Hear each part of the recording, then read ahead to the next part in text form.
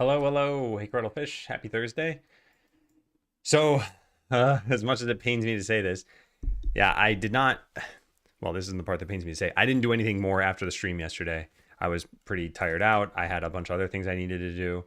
And I ended up streaming for, what was it? Yeah, like 7.5 hours anyway. So, I didn't do anything more about the crash. I think it's probably worthwhile to move on, at least for the stream time. I've done what I can.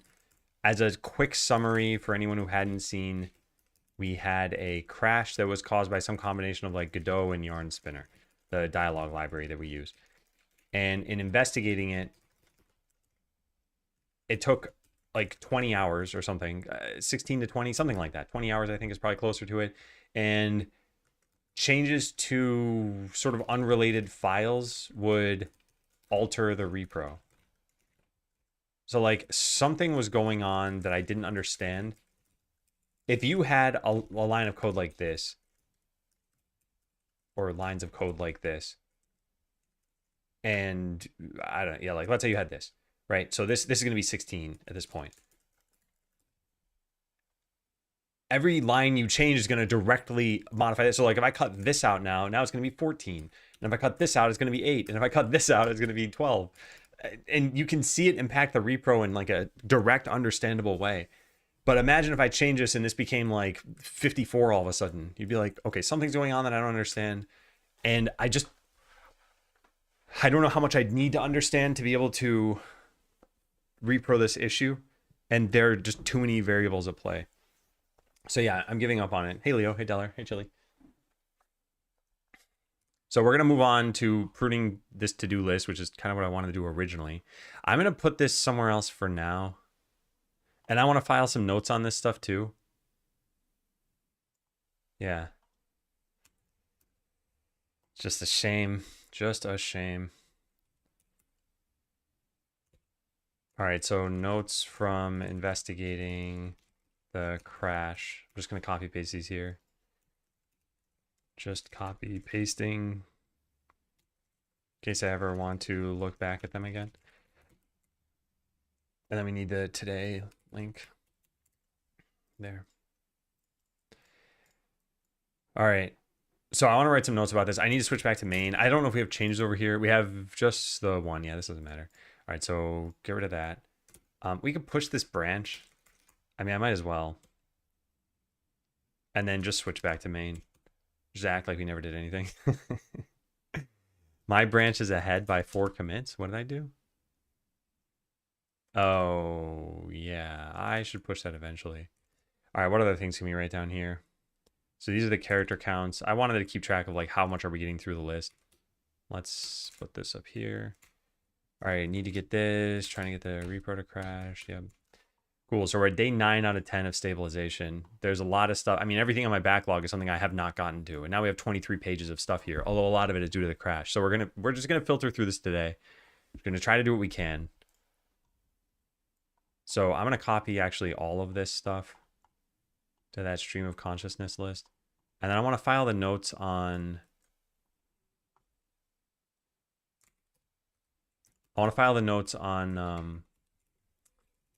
how to use LLDB. I think that's pretty nice. And at the very least, sometimes I think it's worth having a note like, hey, here's some process you have to do. And just saying, this is easy. Don't worry. Is better than if I said like, hey, I need you to go set up, I don't know, a brand new computer and you got to procure the hardware and then you've got to like set up a simulation environment and blah, blah, blah. It's like, okay, that sounds like a lot of steps. But knowing that something is like, hey, go run this script, I think makes it more amenable when it comes to now you have to perform this process and not balk at the task. So let's write this in here. Actually, maybe we put it in Godot engine. I never wrote anything about LLDB before, have I? Oh yeah, if you want to debug symbols, add debug symbols, yes. Okay, no, that's something I just added the other day. But otherwise, no, I have not written anything about this. Hey Matt, hey Blob. Howdy, howdy, howdy. Okay, so debugging native code. Yeah, so this is where we got to go find some notes. What an annoying situation. One of the downsides of an engine. Nice work on it regardless. Yeah, it was an annoying situation. I feel bad about it. It's like every other large bug investigation I feel like I've done, I've come up with something, but this time I just didn't come up with anything. And I'm left to wonder, why is that the case? Like why couldn't I get any further along? And the possible explanations is this is just the difficult issue. And that's very likely it, or at least part of it. It could be like AI has eroded my ability to think. I don't think it's this. Or what else? Like I didn't spend long enough. Yeah, I don't really think it's this. I think this is definitely true. I think this is probably true. So yeah, but it is, or like it's an age thing or something, that could be another issue. But yeah, I think it's just tough.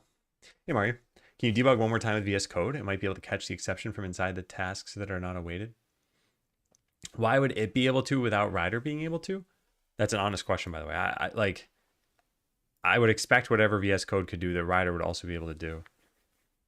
But the main problem that we had is coming from native code, where I don't think Rider or VS Code would be able to detect it without me attaching their process.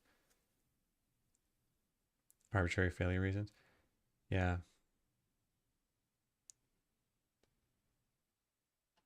Yeah. I don't know exactly what was happening. Hey, Unai. Okay, so I want to write some notes about LLDB. We've got them all over here somewhere, so let's go write some of these down. Okay, so note, I'm writing these instructions for Mac OS. So you use LLDB, which is installed via Xcode. The command is pretty simple. Something like this.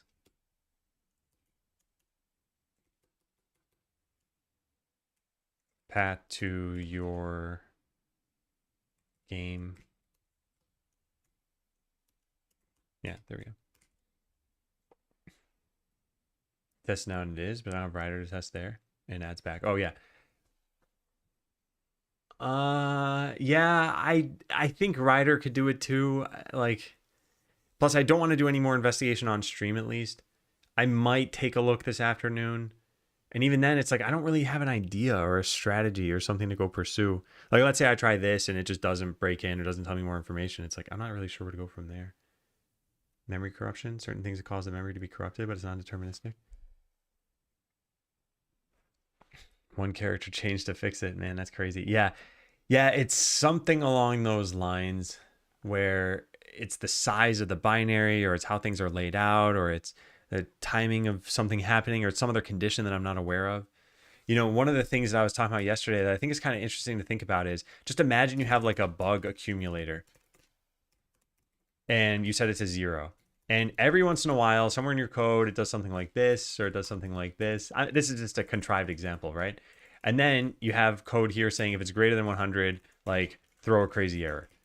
Now, you'd be able to very easily tell, like, oh, it's because bug accumulator is greater than 100. But was it this one that pushed it over the edge? Was it this one that pushed it over the edge? Like, shouldn't all of these just be 0 and not happening at all? So like now you have to go find out what caused all of those cases. And when this is not your code going through it and saying like, well, okay, how does this work? And like, where do we keep track of this and this?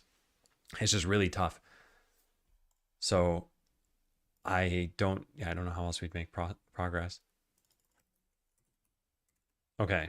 So at this point,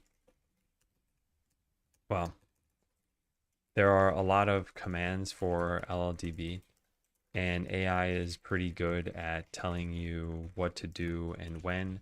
So I'm just going to include a few that helped me with my investigation.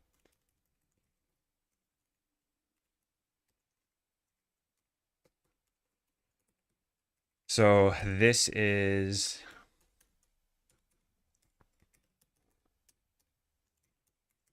process handle, LLDB process handle.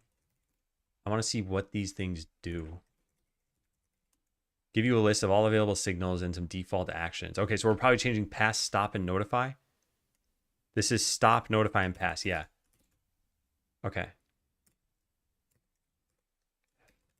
Process handle will tell you about available signals and what happens when they're raised.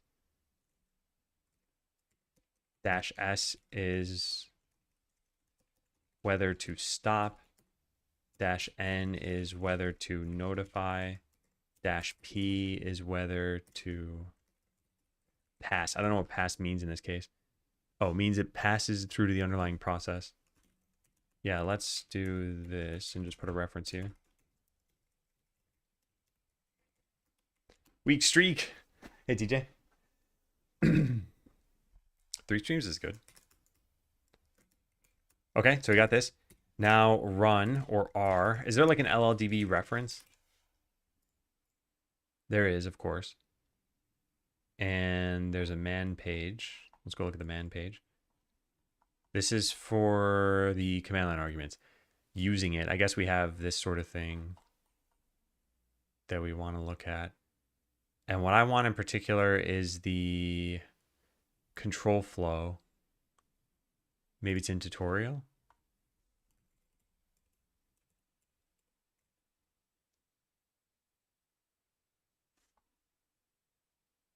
Yeah, but where do they, I want just a documentation page. It says like run, does whatever, shortcut R. I don't know. I don't see where that is. Maybe they don't have a page for that. LLDB run command. That's all I'm trying to find out here. Yeah, maybe it's just the tutorial. They have a quick reference on some other page. Yeah.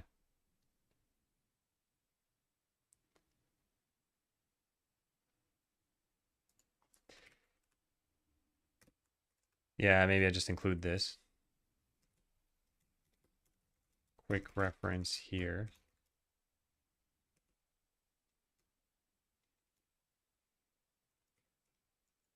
Hey, Chef Alton.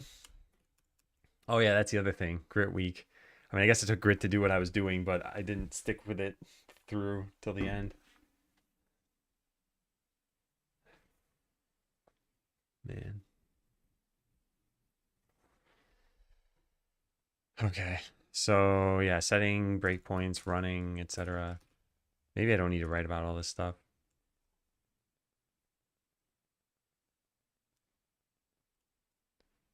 Frame variable.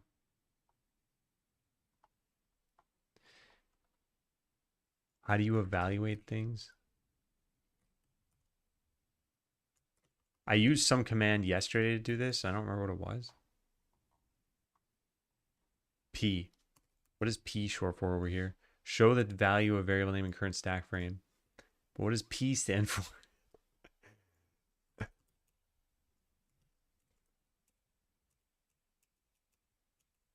Did they say it anywhere?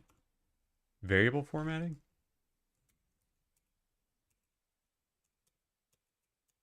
Huh.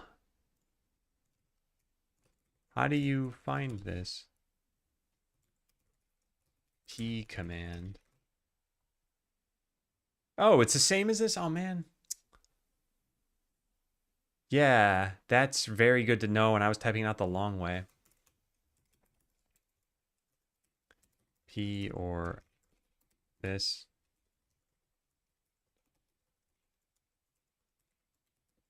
This is compiles foo as though it were source and evaluates the result.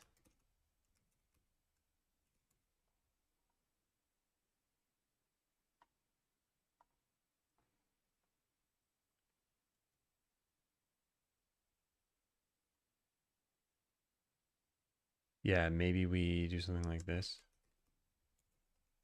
Control flow, R or run or restart your program, C or continue execution from a breakpoint. What else were we using here? S, or probably step, I'm guessing. I don't know for sure that step is the command though, but it probably is. Yeah. Step, what, into or over? In currently selected thread. It doesn't really clarify it for me, does it? I think it's into.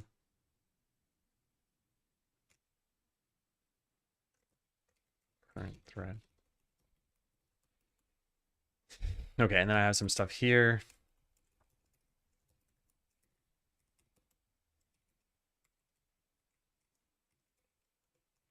Other commands that I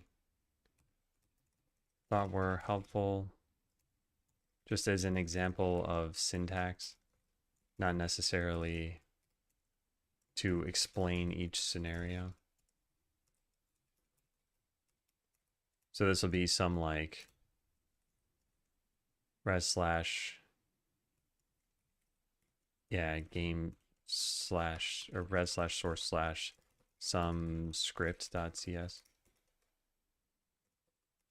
There we go. Hey, Joss. All right, let's tab this in, put this over here. Ooh, that does not like this tabbing, huh? Because it's treating this as like different markdown. I just won't tab it in. S is step in, N is step over. Okay, so N step execution over in the current thread. What does N stand for here? Next.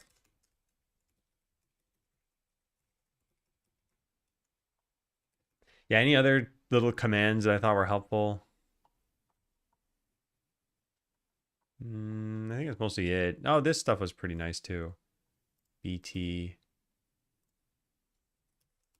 Thread select, frame select.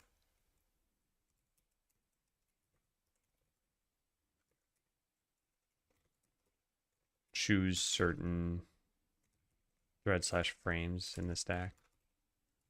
BT. Print the call stack. Backtrace. All right, that's probably pretty good. I don't know if I'll even consult those again or how often I'll do this. Maybe I should write at the top, like, oh, wait, no. There was an instruction somewhere about signing the, no, that was somewhere else. No, there was some instruction somewhere on how to Godot debug native code. Did they mention LLDB on this page? No, this is not the thing that I want.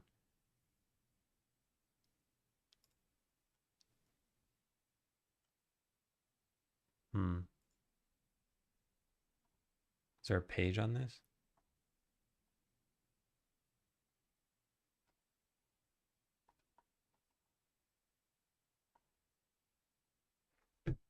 You know, I was using LLDB, but I wonder if Rider could have helped a little bit more with this or made it easier to see what's going on. I mean, maybe, maybe not.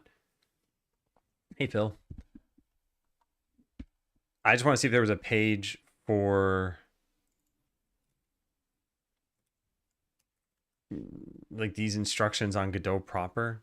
It doesn't look like it. Yeah, it doesn't look like it. Today, we're not going to look into it anymore today. At least not on stream. Yeah, I don't see a page on this. I wanted to link to something. So every once in a while, you may need to debug Godot itself.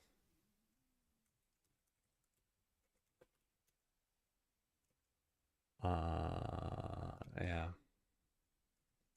This process isn't actually too bad. The real difficulty is in understanding what you're looking for, which is tough, since it requires some knowledge of Godot's structure. Yeah. All right. I think we've written good notes about that stuff. That should actually cut down my to-do list by quite a lot. So yeah, now we're at 20,000 characters. So we're actually lower than we started at Monday because it just kept ballooning. Went from 25,000 to 28,000 to 51,000 to 54,000. And yeah, after deleting all the crash stuff, we're back down to whatever. I don't know. The exact number doesn't really matter, but I'll still paste it in. All right, so we should probably allow for going backwards through games if there's ever a chapter selector. For example, is in farming game for second time, shouldn't just get set to true. It should be able to be made false again if you go backwards. Yeah, I actually think this is kind of helpful, so I think I will do this. I just want...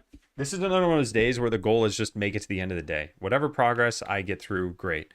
But like I'm a little burned out from yesterday.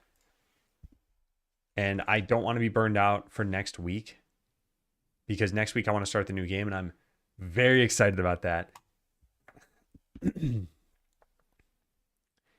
right, so if I remember this correctly, we can go into the farming game. Oh, this is running verbose still. I want to stop that. And we can go into play after Fever Dream, but we can't go back to playing before the Fever Dream, which is this one. Yeah, it just starts us in the house again. So that's a problem. What can you do today that's fun or nice or quick wins? Just anything on the to-do list. Honestly, just cutting down on some of this stuff would make you feel a lot better. There's this, I'm starting to wonder, like, do I have higher anxiety than normal? And hang on, let me explain in a sec. Because toward the end of Skelecellar's launch, I feel like I was sleeping very lightly. I was just always thinking about, what do I need to do, and am I properly handling everything? And now I've had a step back. I'm not like super deadline driven right now. There are just some loose deadlines, and I think I've been doing pretty well on that front. So I've been able to just kind of pause for a bit, and it's been nice on that front. There was somewhere I was going with this.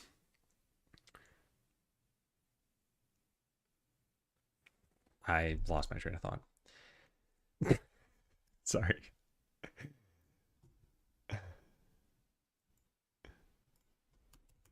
Yeah, I don't remember what I was saying. Okay. Going backwards to the games. Yeah, so I only do some of this. Let's go handle the rest of it. So once is in farming game for second time is set to true. We never set it to false. Is in farming game for a second time equals. Yeah, we never set it to false. Why didn't I do this? Because of how play normally works. Maybe when you use a cheat, we should just set it to false. I feel like I have lower anxiety than most people and more rage. Yeah, the anxiety thing, I don't remember what the relevance I was going to tie into was. I don't know. Yeah, something about quick wins. Chef in the name confirmed true.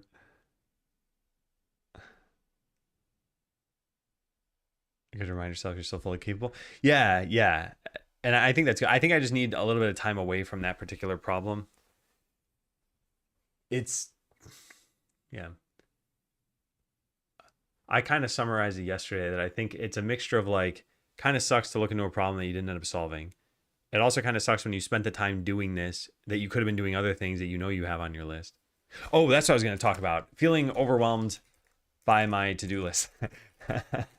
Okay, yes, this was the relevance, the thought that I lost earlier. So I have this gigantic to-do list, and I mean, most of the time it's not really a problem. If it continually grows and there's a lot of stuff I'm not handling, I think it can be a problem. So I think what I'm going to try to do is, I think that like new project schedule structure almost is planning at first, then checkpoints and stabilization points. And then throughout, do some polish and like launch tasks and then launch. So this is not meant to be some like revolutionary thing, but yeah, planning at first is like, okay, what are we making? How's it going to work? What, just spend time in a document. Don't actually write anything yet. And then the checkpoints and stabilization is, the checkpoint is roughly code stuff, do play testing, process feedback. And then the stabilization points are what you see me doing now, which is cut down on the backlog. Now, the problem with this structure is that if you ever are going to scrap your game, then the stabilization points are worthless. Like, there's no reason for you to tackle, a crash in a game you're not going to pursue, or localization for a game, yeah, you just stop working on. I shouldn't say no point. You could learn from it. You could learn from anything, though. But yeah, if you end up writing code for something and then it's like, well, we're not going to reuse that code. It didn't matter. It was specific to this game. So yeah, that could be tough. Hey, Goose. Hey, Goose. macOS terminals are coming to Windows. Big deal. They are.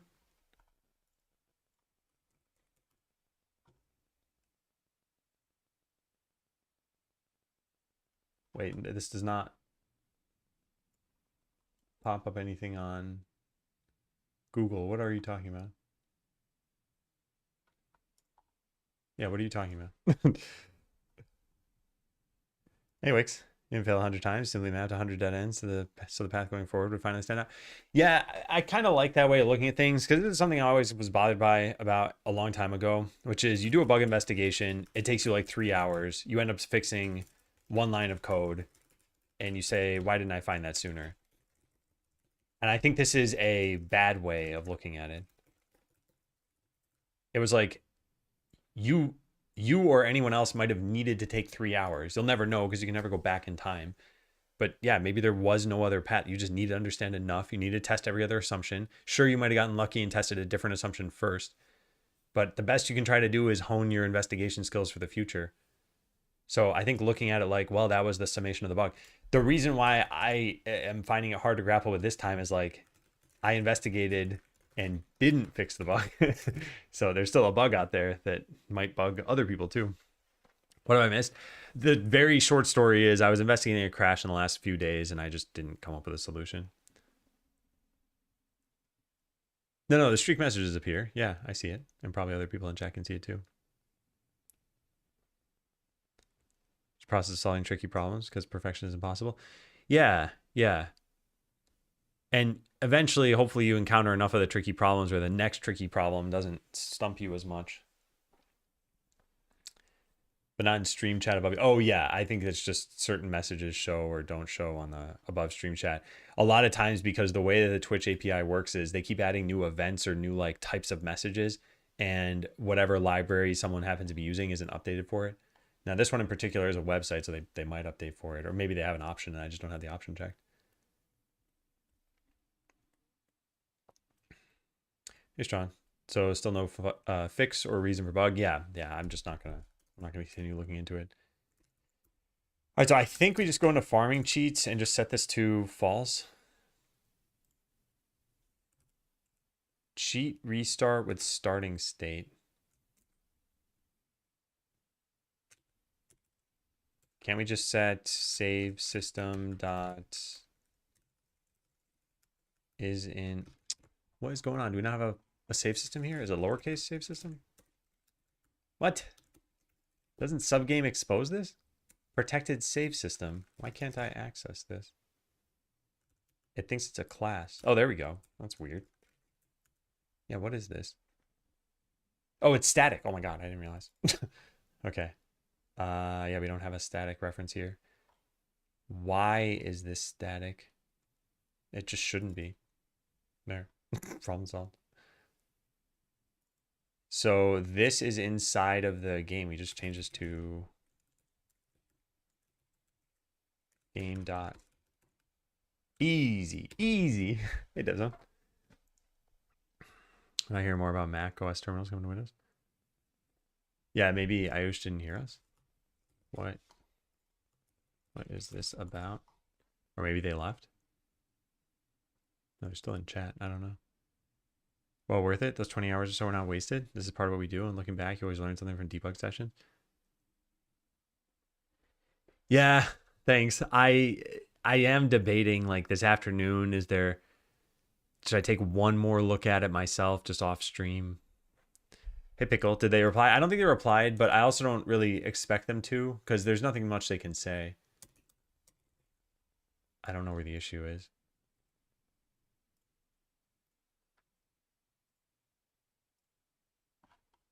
Yeah, no, I don't think there's much they can say to this sort of thing. Did this person change their icon? They did. I don't know who they are, but I remember them having a different icon yesterday.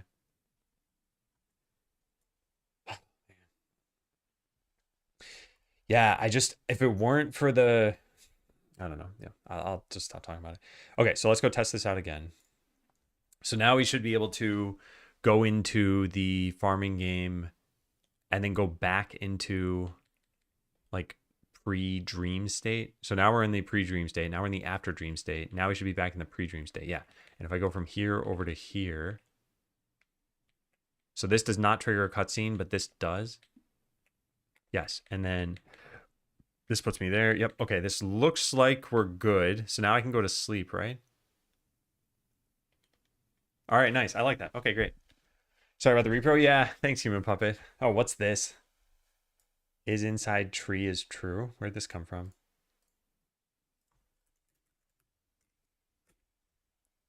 Iris fade.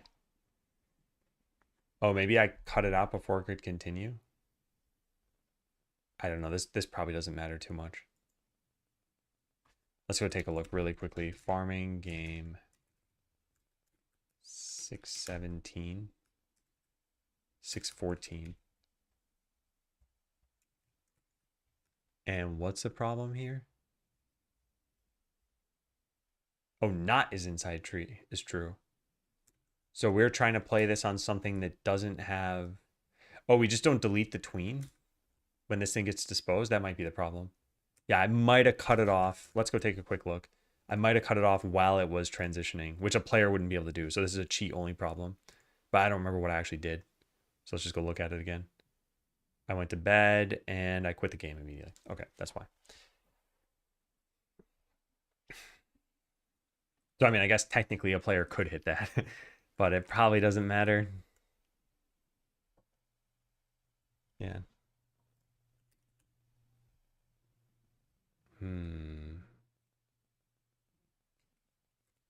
It's on quitting the game. Yeah, I don't think I really care about it. Yeah, I don't think I care about that. All right, so allow cheating back to pre-dream. It's not even a dream anymore. It's sleeping. What did I call this?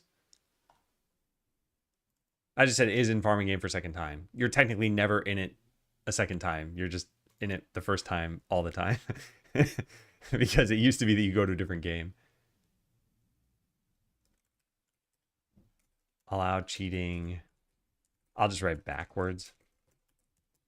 So in the farming game, once is in farming game was set to true, it couldn't be set to false. So well, this should be deleted.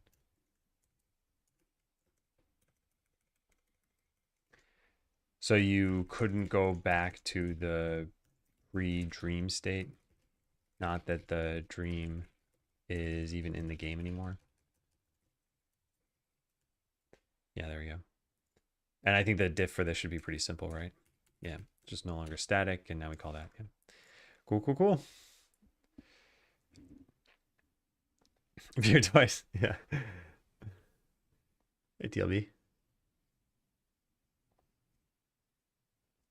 Abstract factory builder bean interface moment. I mean, not really. This function could be static before this, and now it can't be static. So we just changed it from static to not. I think the abstract factory builder bean stuff is like abusing software design patterns. All right, sounds. Dialogue should make a typing out sound that gets skipped if you events a text. Could apparently make a new markup handler and use this. What is this? On character will appear. All right, so one of the questions I have about this is, will it be annoying to have a sound effect play for every character that's typed? We could also do it by the word or randomize it so that it's like a 33% chance for every character, or just every literal third character. I don't know. All right, miss, I'm not sure what your goal is here. What is your goal here? Why are you typing the messages you're typing? What would you like to achieve? All right, let's see. So the thing we could do is we could just test this. Call it repeatedly for each visible character in the line. And we could play a sound and we could see if it's annoying. I think we should probably try it. A lot of games do something like this. Like Banjo-Kazooie is one of the first games I remember that does this. But yeah, a lot of like text-based RPGs do this. By the way, TLB, if you don't answer this question, I'm banning you. I am being serious. Like, what is your goal with these messages? Because yeah, I don't see a productive purpose. And I'm sure you don't care about being banned, but like I don't I want to give you the benefit of the doubt. So like, yeah, please answer. All right, yeah, let's try this and see how it feels. It might be too much. We'll see. Just vibing, man. Okay, but you understand my pushback, right? Like, I'm a human, you're talking to me. You're basically criticizing what I'm doing in 2 messages out of 2 messages. Like, it's okay if it's productive criticism, but this is just like sideline, kind of jerky sounding criticism.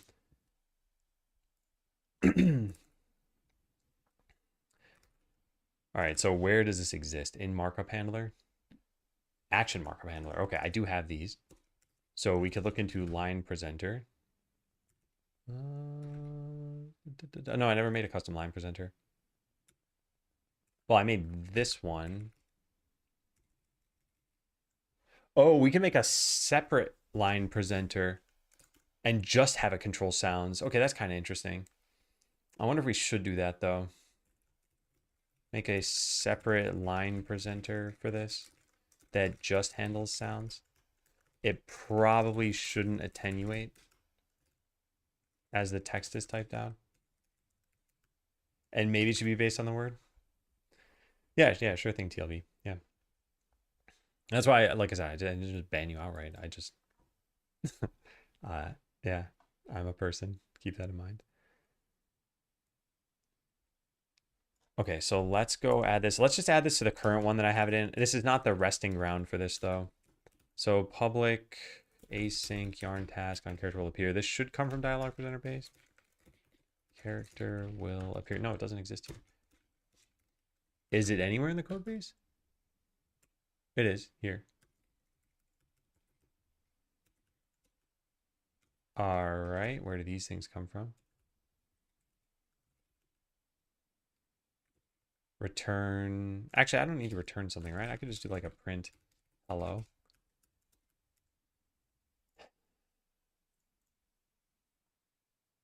I guess because, no, weird. No suitable method to override. What did this other thing inherit from? Oh, an action markup handler. Line presenter controller handler. I do add one of these to my scene. Reload. I'm going to reload the whole project here just in case.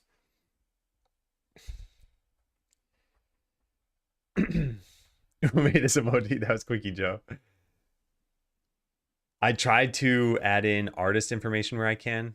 So like in this case, it does say artist Quickie Joe. I don't know where that shows though in every Twitch client. All right, so what is this thing? Line presenter controller handler. And I think we use this from here. No, we don't. Where do we use this? Here it is. Line presenter handler. Yep, that's it. All right, so this has a dialog runner. What registers this thing?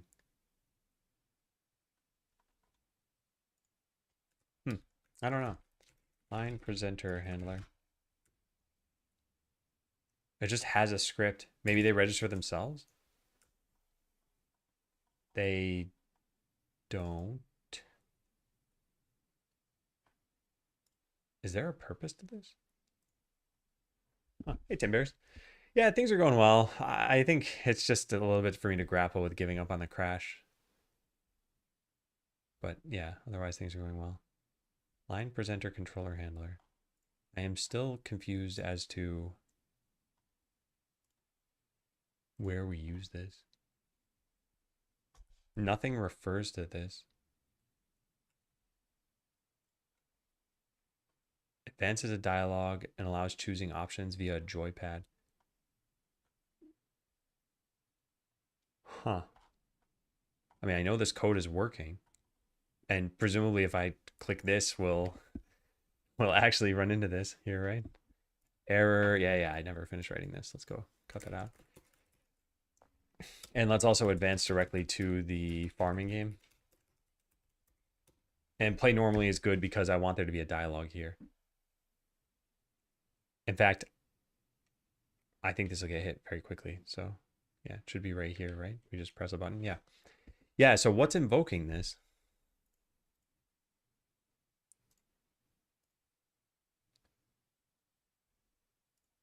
Line presenter controller handler. This is used here. This script is then activated from line presenter handler. And what's the name of this thing that I was confused by? Line presenter handler. I don't get it.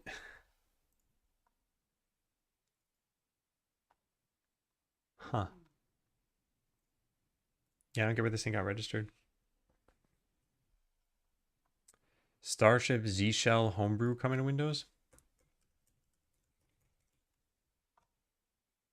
Do you mind linking something? Where did you read this stuff, Ayush?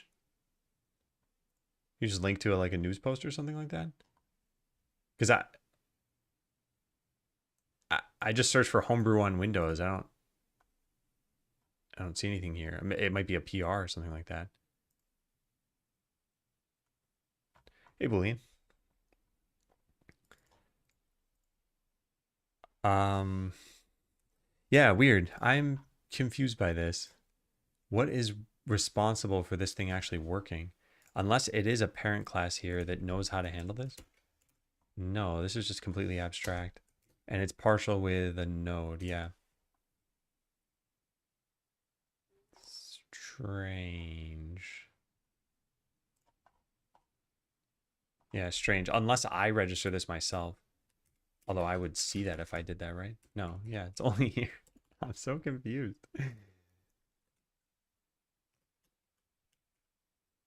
Yeah, I'm so confused about this.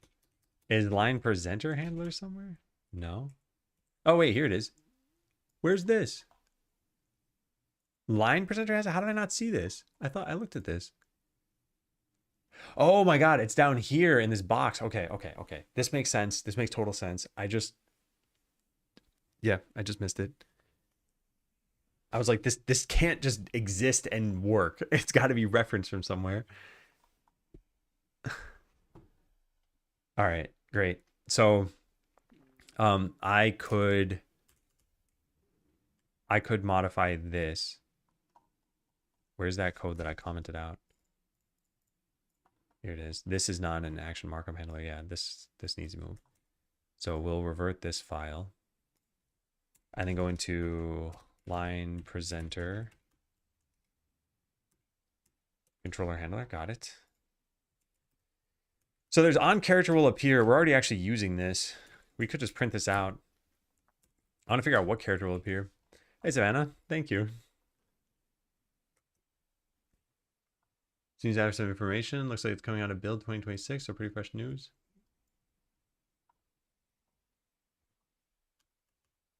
They mentioned homebrew on here. WSL Comfort setup scripts enable you to bring your preferred tools and workflows to Windows. Okay, because there was that homebrew issue from 2023 where someone mentioned using WSL to set this up on Windows. Yeah. I actually did not know Z Shell wasn't already supported.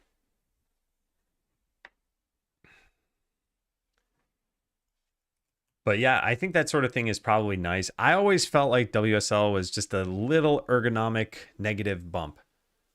Like I get that it allows you to do a whole bunch of Linux things on Windows, but it didn't feel native.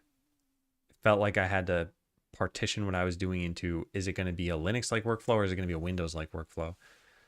But that might have been just me being an idiot. And also this was honestly, it was probably like a decade ago or something whenever WSL was first released. All right, so current character index. I kind of want to just print this out, or maybe the line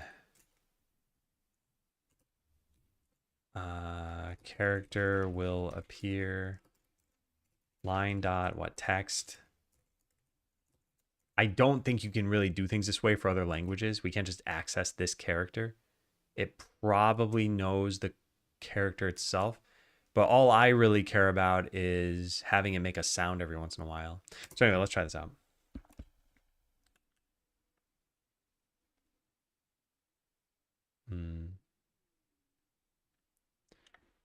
All right, what is this? Changes made require restarting. Did I not actually click restart? So all this is going to do is print out. Oh, that's strange. It happened like way in advance. Oh, because of the warm-up dialogue thing. That was going to happen again, right? Yes. Okay, interesting.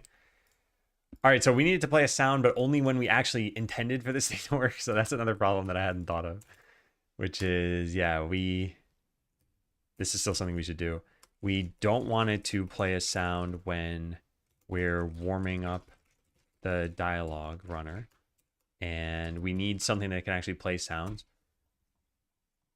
Does this have any connection to the game itself? We could give it one. We could give it a reference to the farming game. We could also just give it its own audio system. I think having its own audio system would be fine as long as it uses the right bus information. And that should be controlled by sound data that we have. I wonder if there's a bypass attenuation on sound effects. I don't remember if I made that. Bypass rate limiting. Yep, there it is. Wait, no, rate limiting is different from... I think I named this wrong. I think I named this wrong.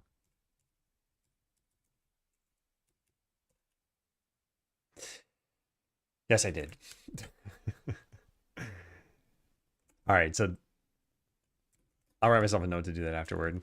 Clean up. This is misnamed.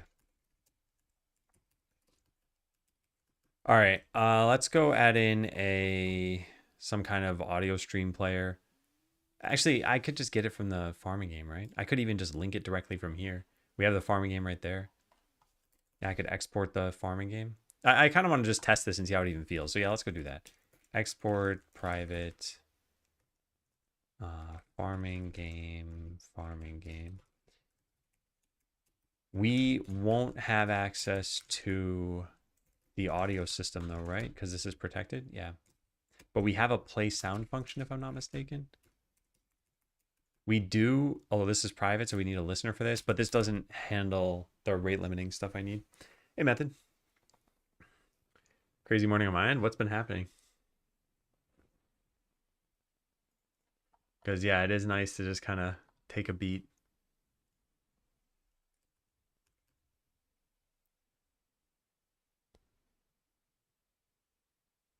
I don't want to play sound with dialogue runner. Yeah. So we need some way of controlling this too. We actually just need to pass in an audio system. There's another way we could do this too, which is instead of fetching it from the farming game, we could have it be passed into the dialogue runner. I wonder if I have any like prior art for how I've done this in the past. I think I do in the form of these command handlers. There's nothing else here, right? Just setting variables, start dialogue. Yeah. I'd almost like for there to be a listener on here. We don't have one. We can't get the action markup handlers? No. Still debating on how best to do this.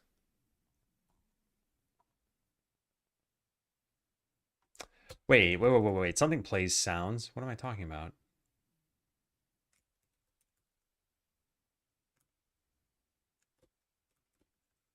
Let me look this up in here. Game source UI yarn. Sound. Option item. Where did that come from?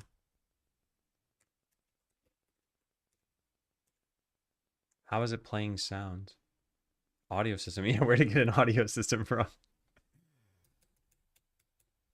Right there. And where do we init these? Because we have something else create these. Options presenter. So this knows how to create them, but it gets an audio system as well. So it gets initialized.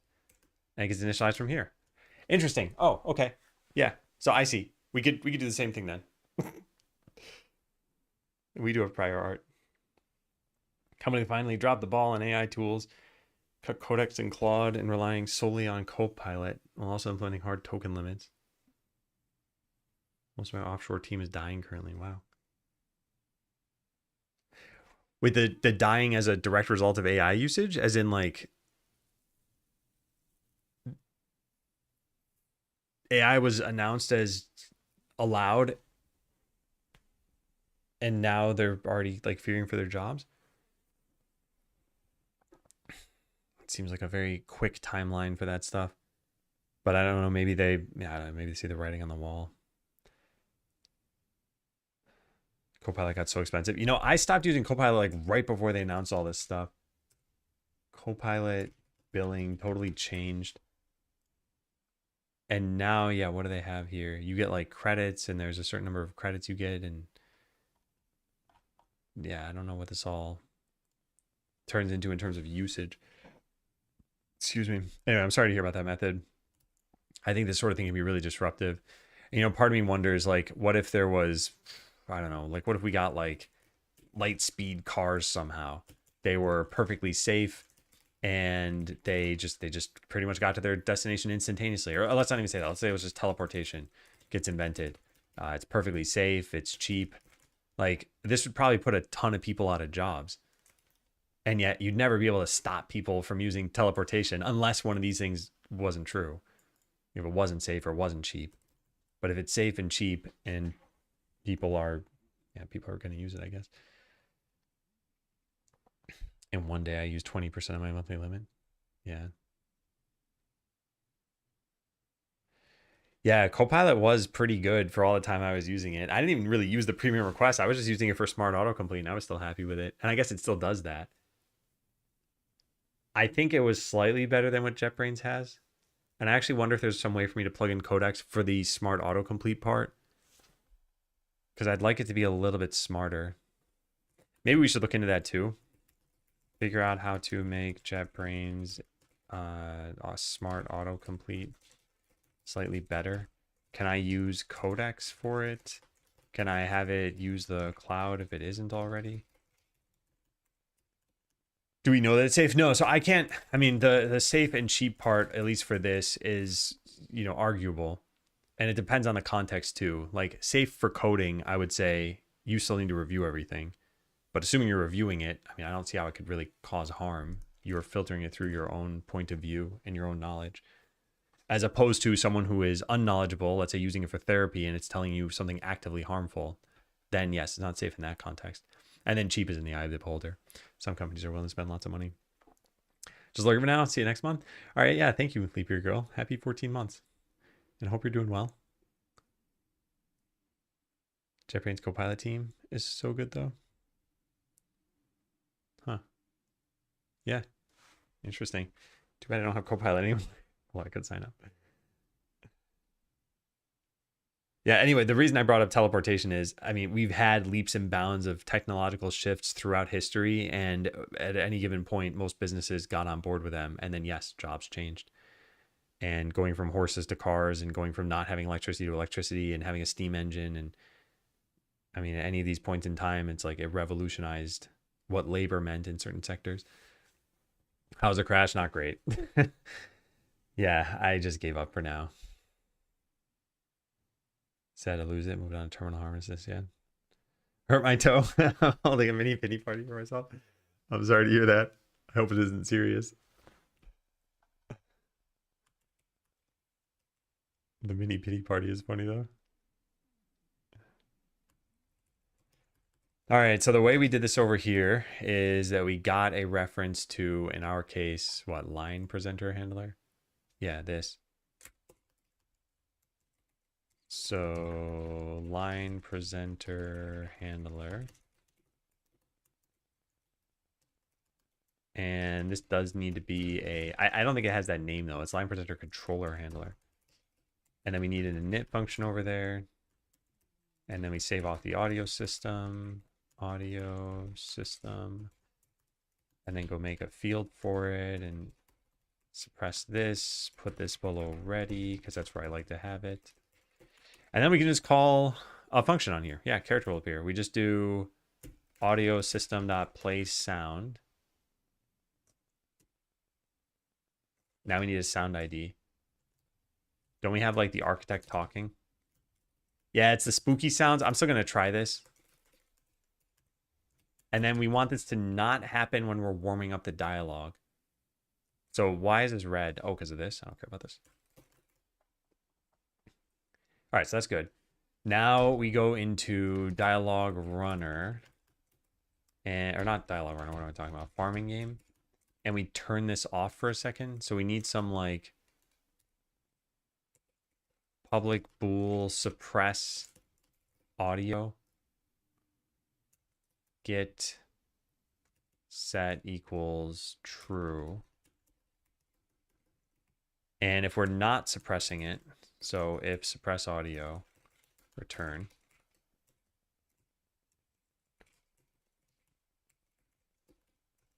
Return yarn task dot completed task. I guess just let's do it this way. Okay, there. And if we are suppressing, all right, great. So now we just need to suppress it only for the warm-up time, which means we do need to say this off. Line presenter handler dot suppress audio equals false. Now we go save this.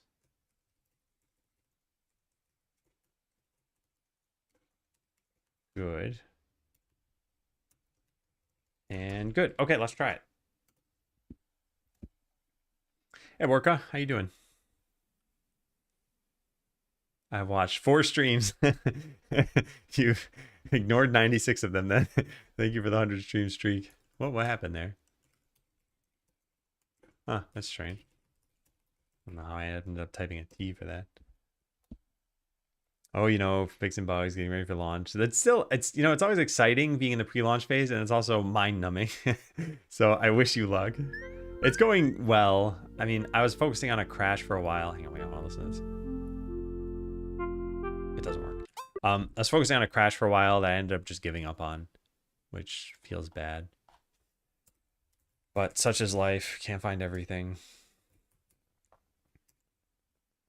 All right, what am I missing here? I didn't do anything. I initialized this. Did we even get into this?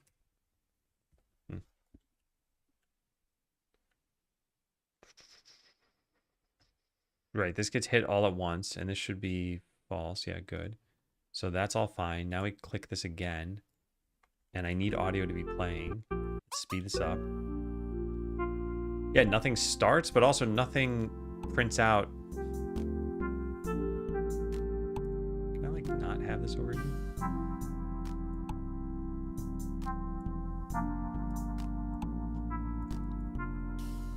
That was weird.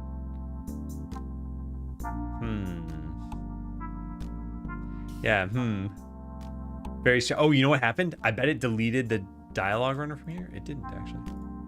Huh. What is going on?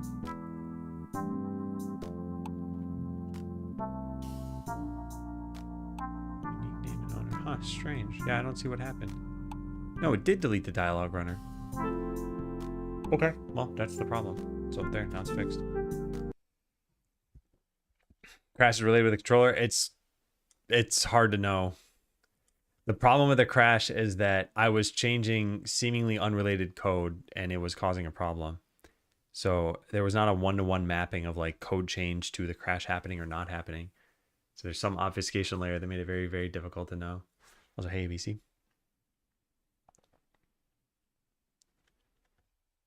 All right.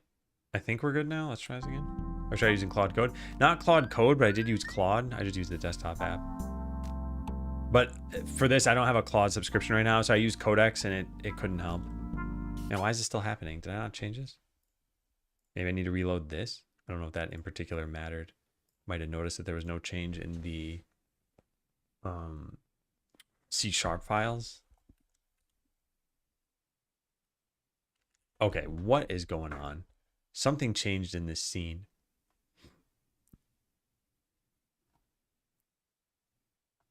I think we just delete all this.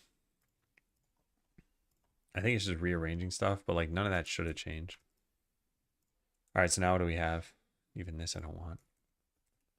Yeah, just unique name and owner. That's all I care about. Use built-in Claude Code and Rider, and it's pretty good. Not sure how it is with Godot. I think the problem is that it was native code and that it's not even clear to me what is causing the repro. And also, I only have a $20 a month plan, so like having it just try to investigate it on its own, it eventually hit the limits. Man, what am I doing wrong here?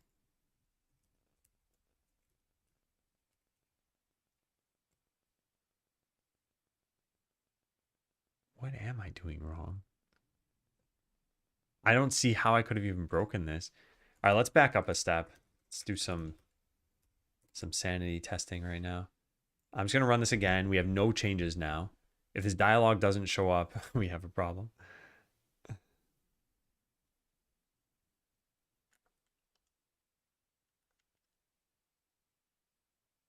Okay, it is showing up. So let's pop the changes. And then let's find out what is causing this. There's so little that I did here, and I don't know what I could have messed up. Line presenter controller handler. We get it and we initialize it, and it's called line presenter handler. It's not crashing on this, so it's definitely working there. We set suppress audio to false after we're done warming up. Then this stuff I think is a set of automatic changes because it looks like it just rearranged where these are. Yeah, I don't think anything actually changed here.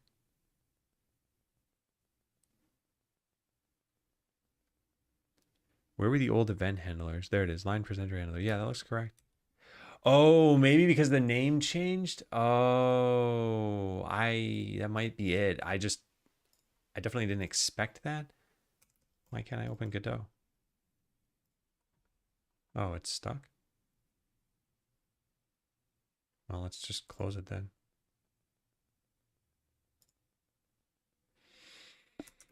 Yeah, I think I know what's causing this, and it's not something I think I've ever run into before. It's pretty self-explanatory, and if I am correct, I'll explain it. And if I'm not correct, I will slam my head against this a little bit longer and try to figure it out. Yeah, so here we have this pointing to line presenter handler. I think we need to just click this again. Did that change anything? Maybe I delete it and then add it and then click it. Because it's now accessed by a unique name. It doesn't seem like that has any impact. Huh. I don't understand. Yeah, weird. I don't get what's wrong. Let's put a breakpoint here. And I already had one down here. I know for sure this is getting hit. I mean, let's just cut out the play sound part. The only thing I could imagine going wrong there is we're not even able to play any sound. Yeah, so it gets initialized with the audio system. It's set. If we call play sound on it right now, sound ID, where's the portal sound? Portal teleport, yeah. Exception, object reference not set to an instance of an object. What?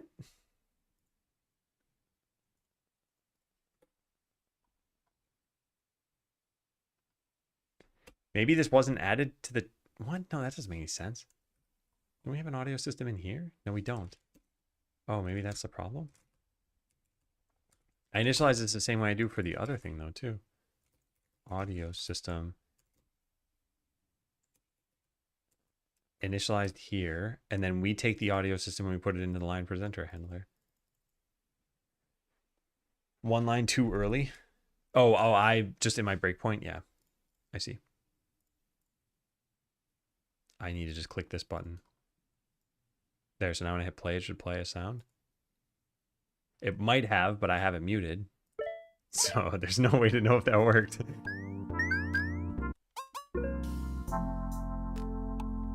Very strange, though, that it doesn't print anything out here. It's almost like it's not returning the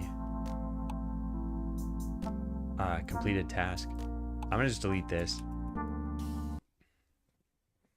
Man. Oh, an ad break's going to start in 50 seconds. Okay, I should take a break.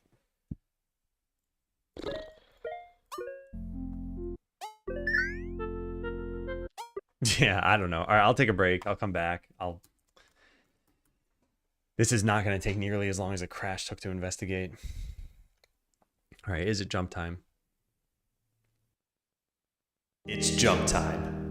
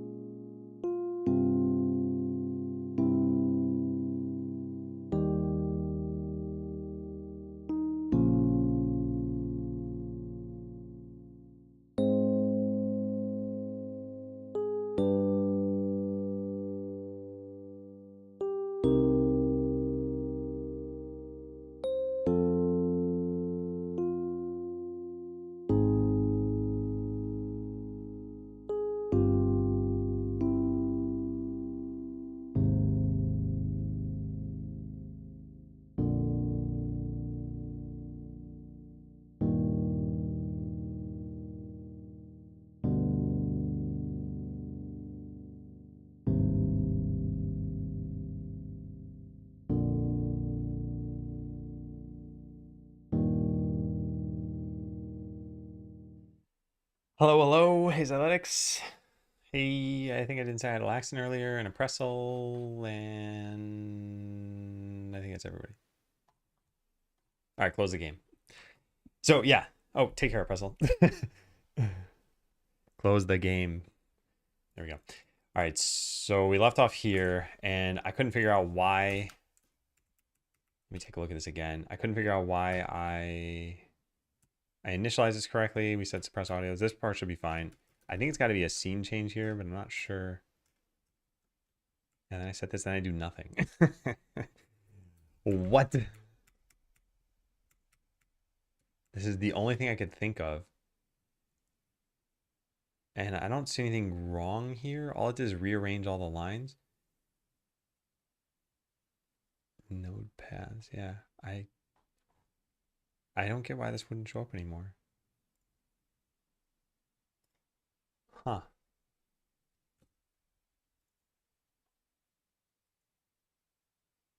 We have so few changes.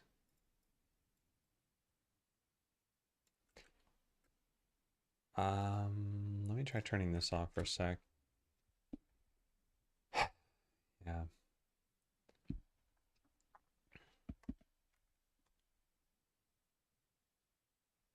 Okay, now it's working. So it is this. Turning suppress audio false causes to happen. I don't even use this. Okay, so something weird's happening. Something really, really weird is happening. Let me try this again and just confirm. There's got to be something fundamentally wrong with my setup. Yeah. Okay. All right. This proves it. So this Boolean, just setting this to false, which literally like it only should exist here in the entire code base, right? Yeah. So all I have a definition of a Boolean and I'm setting it to false or true. I'm not even reading it. And when I do this, it causes all the dialogue to just not even appear. This is so similar to what we've been investigating in the last few days that it makes me think there's something horribly wrong. Maybe accessing line presenter handler.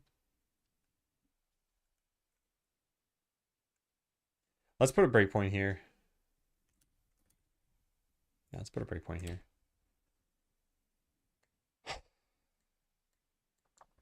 I'm very curious about this. So we set this to false immediately. Oh, this is null at this point. Okay. Wait, why didn't that print out then? Hold on a second. Yeah, that part doesn't make sense.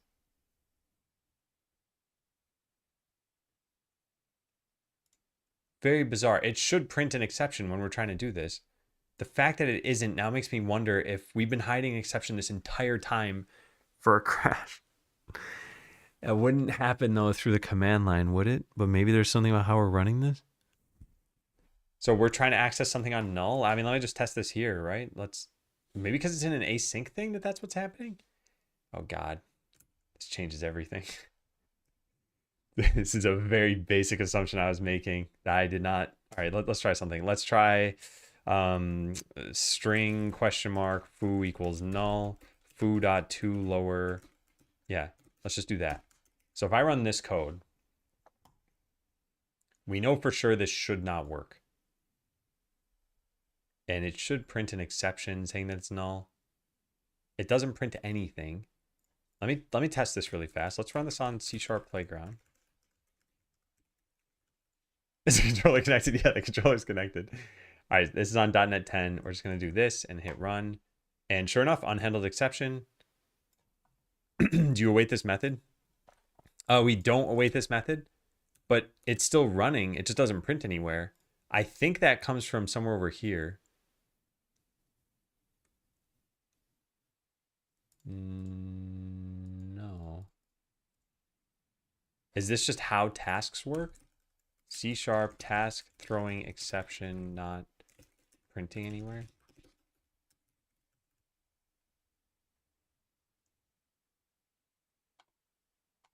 I'm surprised it doesn't print.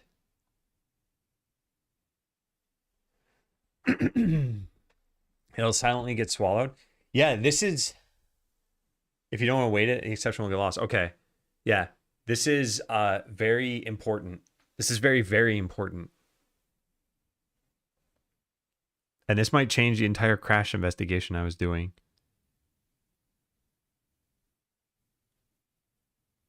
And I can't believe we just accidentally discovered this here because I might have gone the rest of my entire time coding this, not discovering this.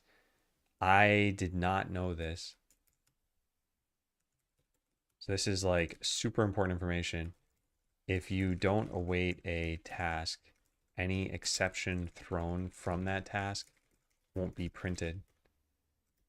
So let's just make a repro of this. Task comes from what? System threading tasks. So we make private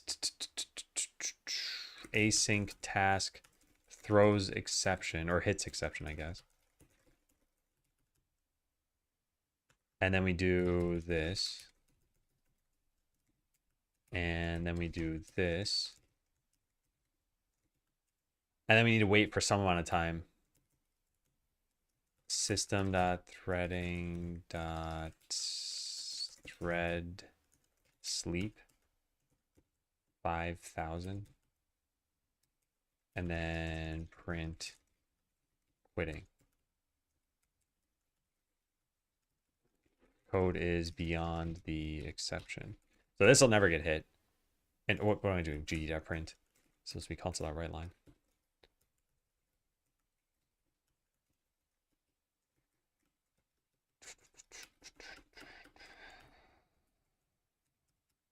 All right, now why is this? Object reference is required for non-static. Yeah, so private static async task. Run. All right, so it's just going to print quitting. I should have made it 5 seconds. I mean, it could have been 1 second.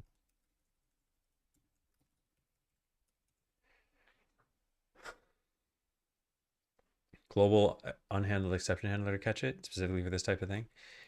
Yeah, it makes me think that we should run the crash again, but with the global exception handler. And maybe what we'd see is a yarn issue, which we just fix the yarn issue and then there's no problem anymore. Like, I think this might be an issue with us disposing of something in the wrong order. Hey, Punkudge. Why is he not using AI to write code? Yeah, I still, I mean, it's many reasons. I still like to write code. I still want to understand things. In this particular case, it's just me writing like very basic code anyway. I didn't know about this particular thing though. So can I share this? First, let's run it. This is running and then quitting. So this will never print. This won't print and this won't print. The exceptions since we don't await the call. But now if we switch this to await, which I think won't even work. Yeah, await can only be used within an async method. But yeah, if we had done that, then it would have. Anyway, I want to run this. I want to share this. Is this the copy button? I don't know. It didn't actually say copied, but let's just do this.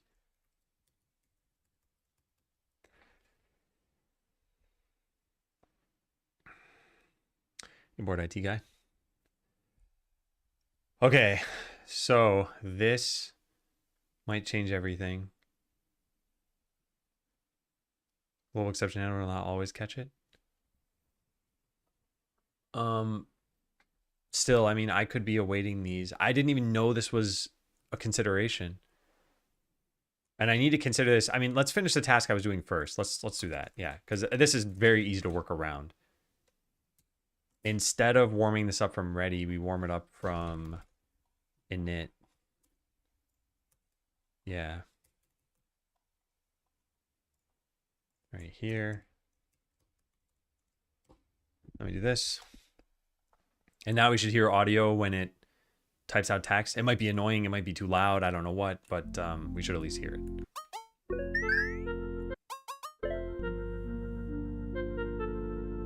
Oh, right. I commented it out. We shouldn't hear anything. I take that back. Yeah, I got to get rid of this.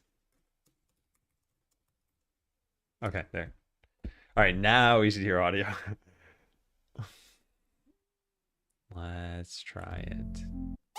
So we didn't hear it at first. That's good, although maybe it was too soon for that.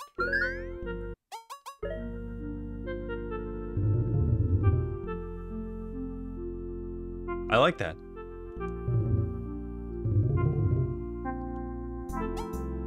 Yeah, I like that a lot. I think maybe we have it only type out every other character because it's kind of a lot right now. And we need to know that you've started a new line somehow. Yeah, so here, I guess. Yeah. And I don't want any of this code to be here anyway, but I'm going to do it for now. So int like num chars typed of current line.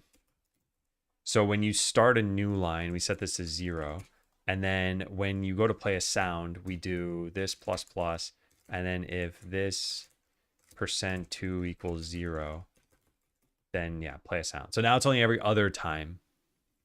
No, but I always want the first character to be it, right? No, so we got to add 1 to this. Yes, or we just change it so that it adds afterward. Either one of those works. Yeah, let's just do it this way. I don't know. I don't really care. They're the same.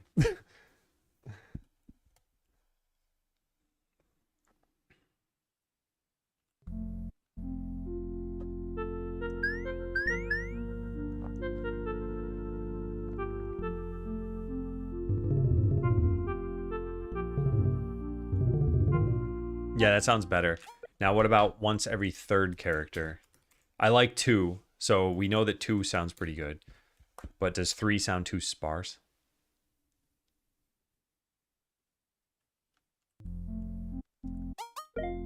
Skip all this.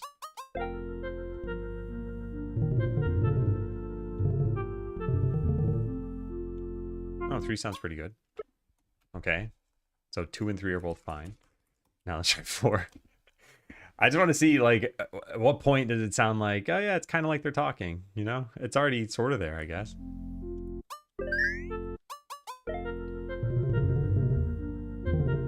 Am I doing this right? What? They all sound fine. But what about 5? Hey, Crowder.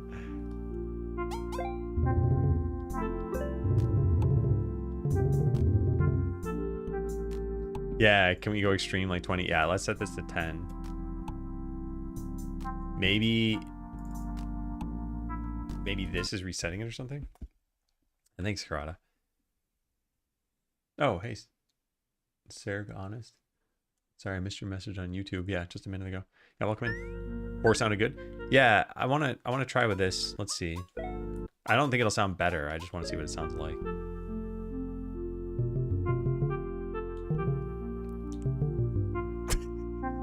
It sounds very sparse. Okay, so we are changing something. So yeah, somewhere around 4 maybe. I don't know. That's pretty good. All right, so we need to change the sound effect and everything. But yeah, this is dead simple to do.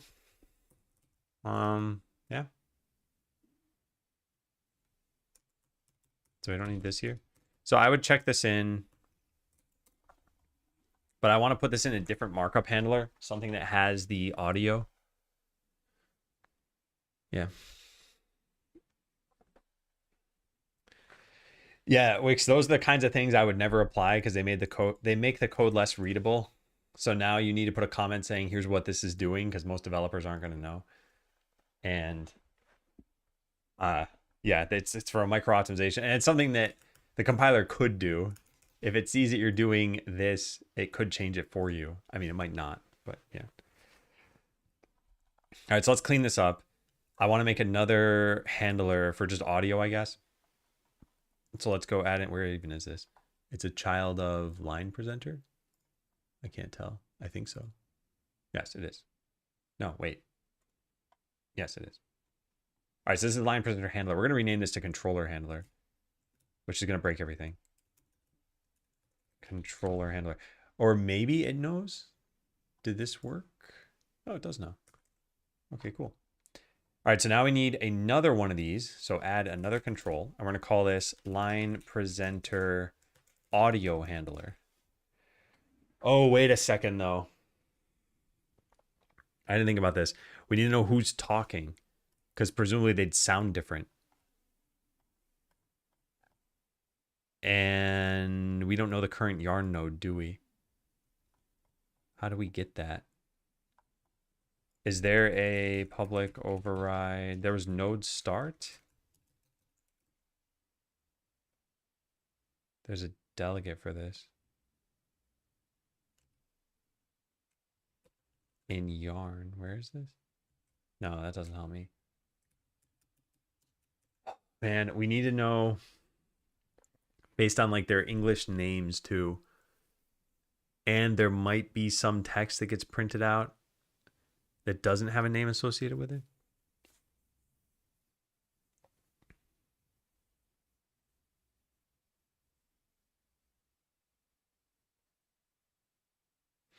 Yeah, like I said, I think this is a micro optimization. I mean, even if it saves one CPU cycle, it's like you're in a game engine that's running, millions of these, and this is only being done when you're typing out characters in a dialogue where nothing else is happening in the game. So yeah, it doesn't matter. I think it's like a fun fact sort of thing. How do we get the node that we're on? Does this ever have nodes?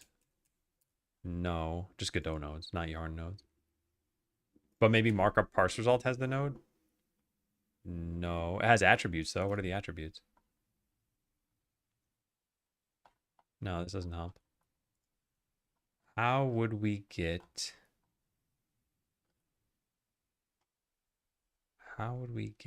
the node?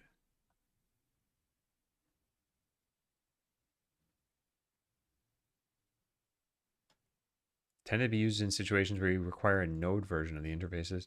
Oh, so we could just make a markup handler that isn't a node? Because yeah, I don't need this to be a node.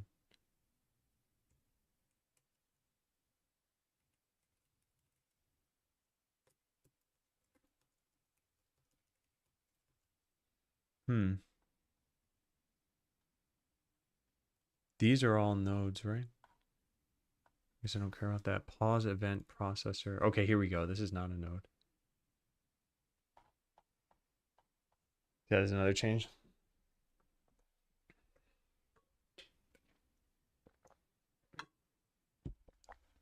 Hey, Quentin. All right, so another cleanup. We probably don't need specific nodes for iAction markup handler. Like pause event processor.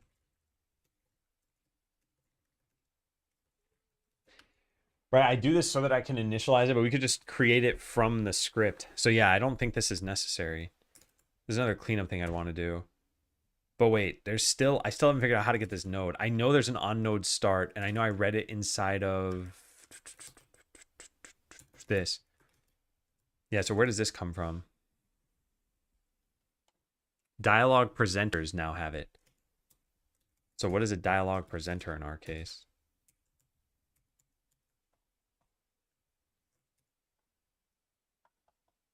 Here. This is an interface, what inherits from this or what implements it. Line presenter, conditionally hiding character name container. Option presenter, line advancer. These are mine, right? So I have my own here. So then we should have a public void on node enter. Yeah, we do.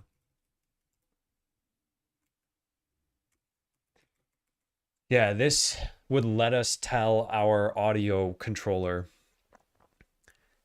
but we need to hook that up. And I guess we need a dialogue presenter for that. Is that what these are? Dialogue presenters, yeah. But we have a line presenter. It's just not one that I made, right? This is add-on code. It's add-on code, yeah. So that won't work. We also have an option presenter. This technically would work. But I think what we should do is make a new dialogue presenter that connects to our audio controller. We need to be able to tell who's talking, which means getting information about the yarn node that we're on. Okay, so I want to go set this up. Let's do it the cheapo way for now. So I'll just go modify option presenter because that's code that we can easily get. So where are you? You're right there. Dialog presenter base, and this is in my code. Yep. All right, so here's what we're gonna do. Like I said, we're gonna kind of hack this together. So public void init with the,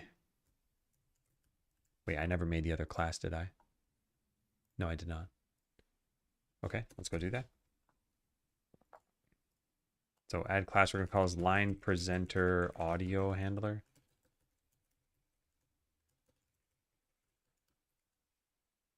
Add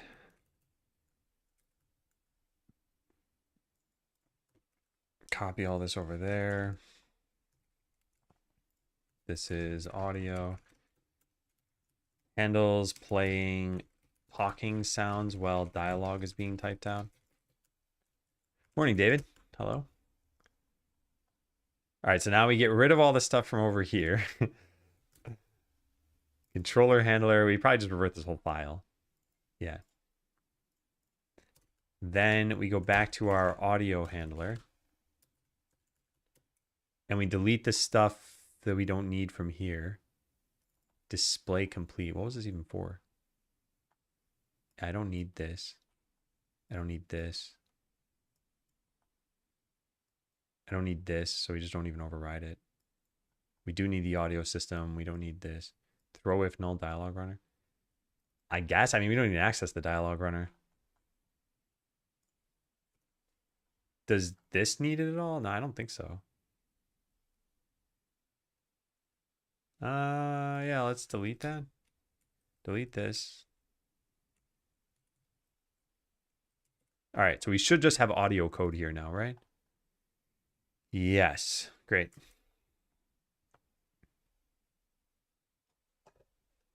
JIT compiles exactly the same code. Yeah. Although, like I said, even if it didn't, it's like there are so few domains nowadays where it would actually matter. It's like if you're writing something that's on a probe that goes into space, like, okay, maybe that matters. But yeah, on consumer hardware running a game where what's the worst that happens? It goes from 60 FPS to 59.9 FPS for like a split second. And I get that if you have a sort of lazy approach to performance, those sorts of things could add up. But yeah, I don't think this level is needed nowadays. All right, abstract inherited member on prepare for line is what, not implemented? Okay.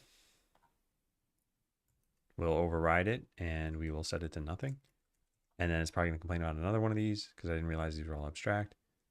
Oh, we could just have it implement them for me. Yeah, there we go. All right, these don't need to be defined.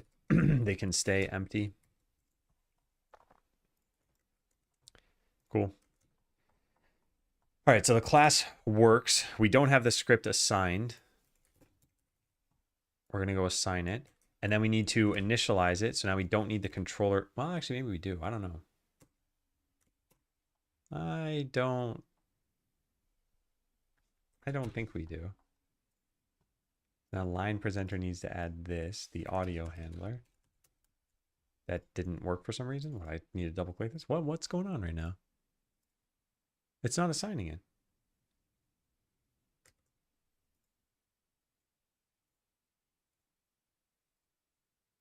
What?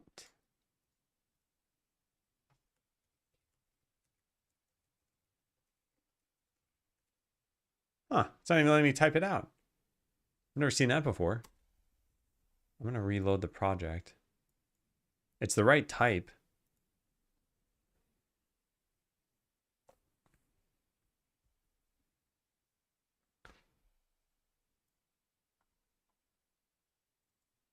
Okay, this is bizarre.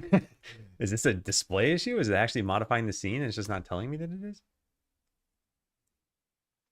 No, it's setting null after that. Why can't I set this? Reload. Yeah, it just doesn't let me set it. Controller handler is action markup handler. Audio handler is action markup handler. The project should auto build, so it shouldn't be a problem with that. It's got the script, failed to build. Okay, never mind, that's why. Whoops. All right. It doesn't give you an error when you do this in the editor, though. I mean, I think this is one of the things I'm realizing. I have grown very dependent on if there's an error, it should print an error somewhere. And if not, I just assume, oh, everything must be working. All right, so this isn't needed. We need to replace this with the audio one. Line presenter audio handler. So the line presenter handler is this audio. And then there's one more thing that we got to change down here now. Yeah. All right, so that should build now. Which means that now we can assign this thing. Yeah, easy. Okay. And it should do what I just had already, which is it'll play the audio, I hope.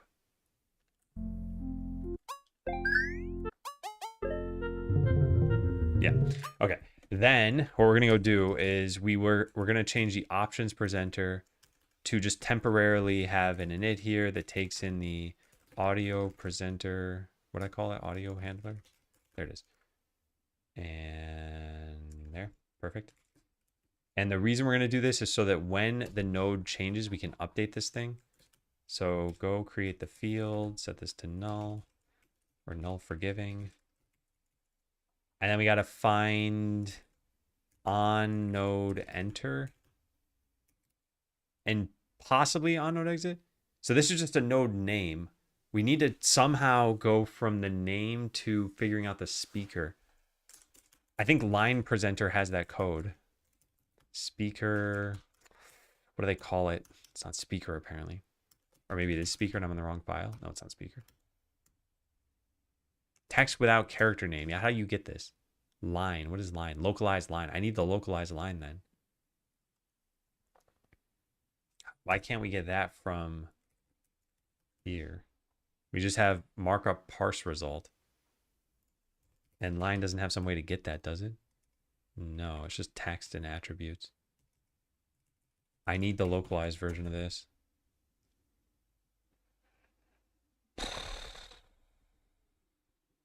Is there anything else in action markup handle that we get here? No. Huh. I wonder how you're supposed to query this on. We could just save what it was set to from over here, right? Don't we have a localized line in several of these? Run line async. Yeah. So here's where I would do this like set line, set localized line. Line. And then go make this. And just say line equals line. Go create this. Create. Actually, this could be null. Or like last line run. Yeah. All right, so now when we get to this bit, we can get the character name.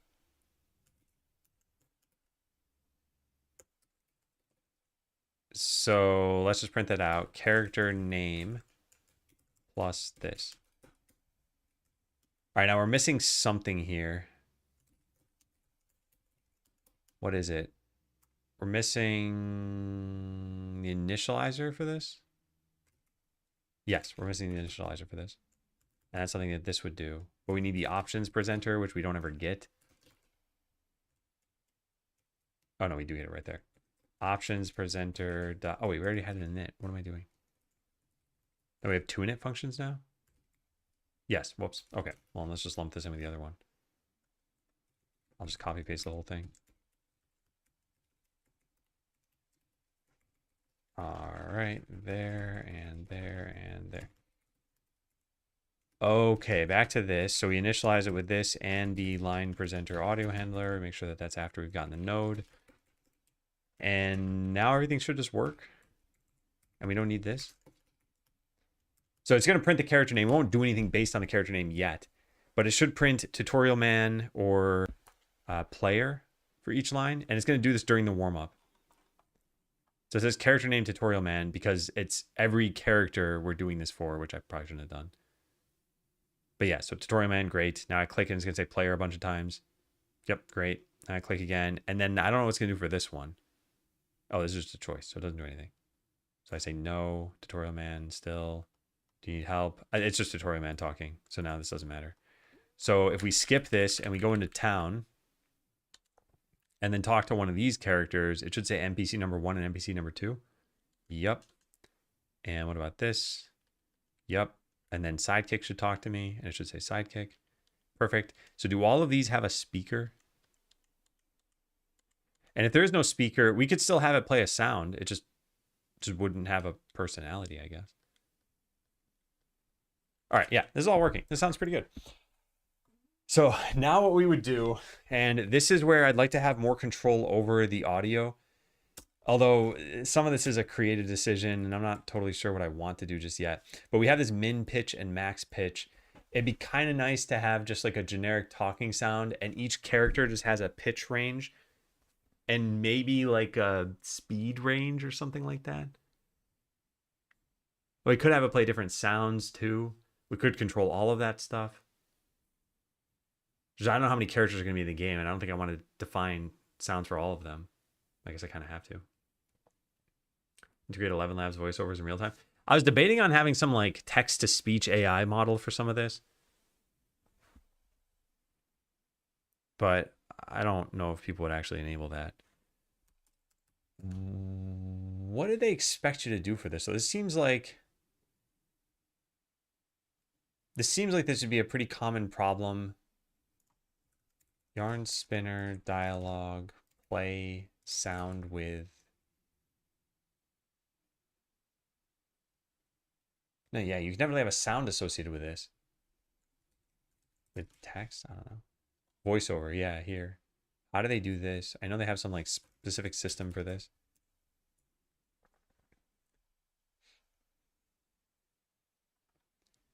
Character floating in space, conversing with a disembodied voice.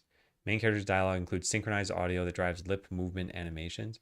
Unlike most samples, this one includes 2 identical scenes that differ only in their localization. Yeah. The line provider is the component responsible for managing assets associated with dialogue. Line provider. Localized line provider? Do I have that? No. Line provider? Line providers. Line presenter? What's in this folder? Localized line. Okay, localized line is the provider, I guess. So is there some like voice information? The asset associated with this line. I don't know what that means. Probably it's a scene. That's strange. What is that supposed to be used for? Sets to null? All right, text line provider. What do we have here?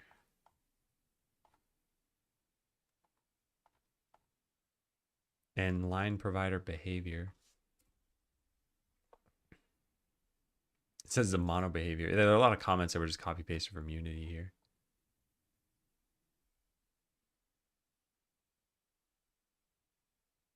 Localized information presented through dialogue views.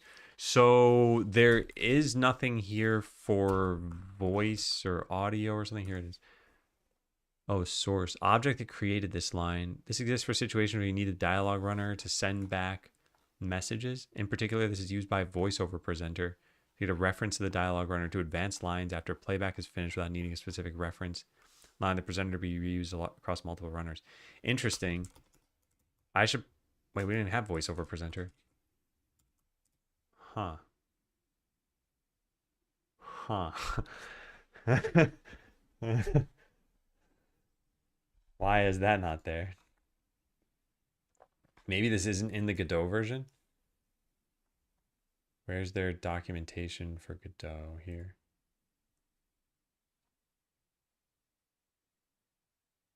Advanced guides.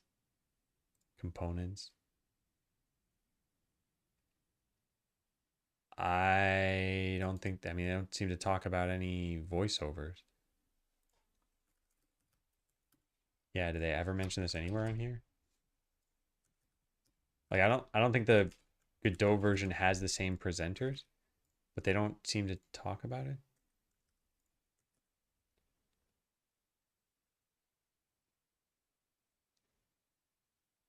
So content that users should see, including text in their current language, voiceover clips, and other assets, are retrieved using Dialogue Runner's line provider. I think I might have messed this up slightly based on what we read in the code. Localized line. I want to go find that over here.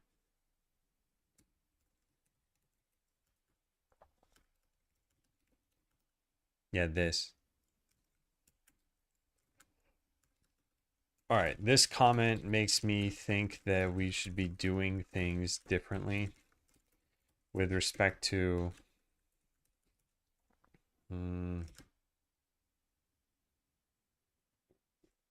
like passing information between a dialogue runner and a handler. And I don't know for sure.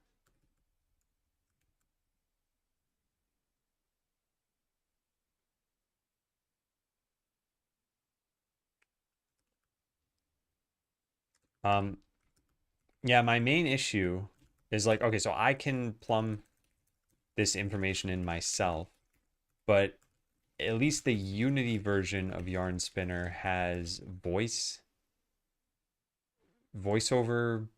accommodations.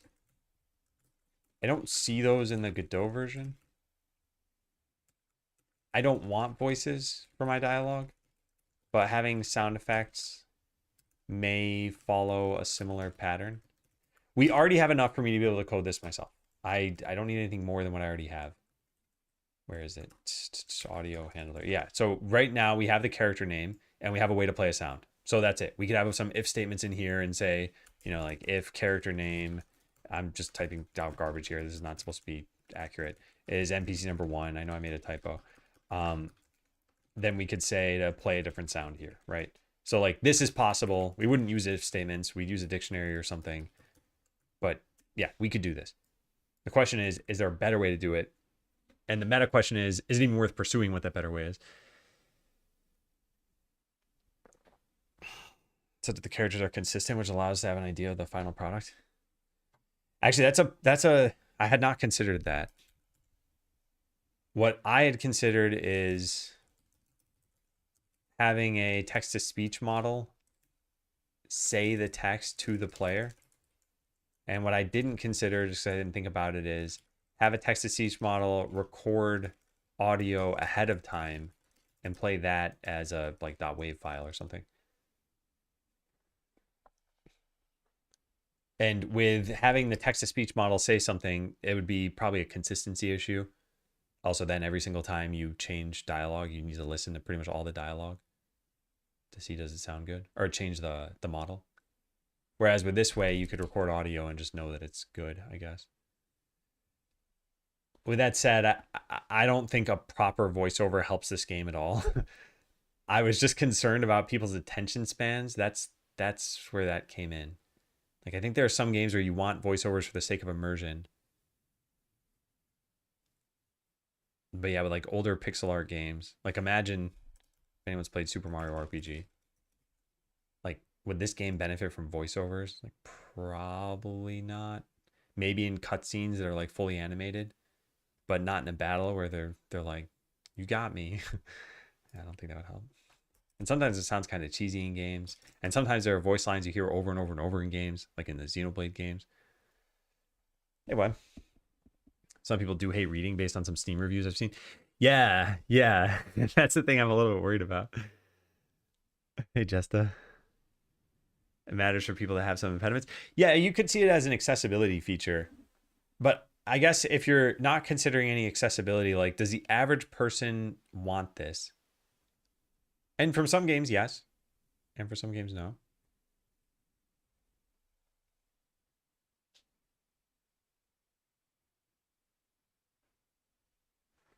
Yeah, maybe I should write it as a consideration. We could always try spoken dialogue to see if it sounds good. Could be that we record AI or like we produce AI recordings ahead of time. We need to localize this for every language though and keep it in sync with the text. It would probably be an automated process.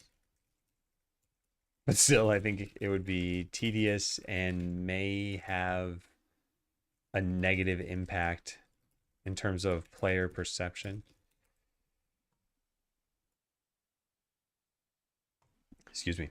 Wouldn't want this myself. Could have an option. Yeah. Yeah. I'm torn. Hey, illusionary moon.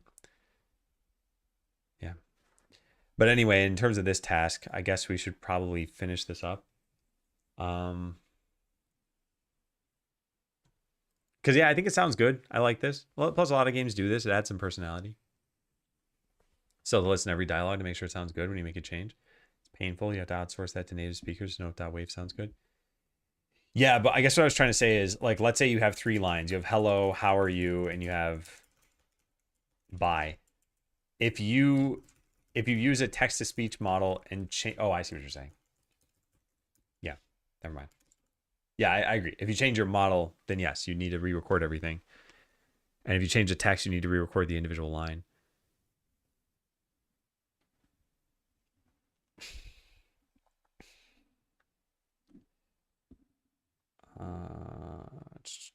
Okay, so yeah, I think I like this, right?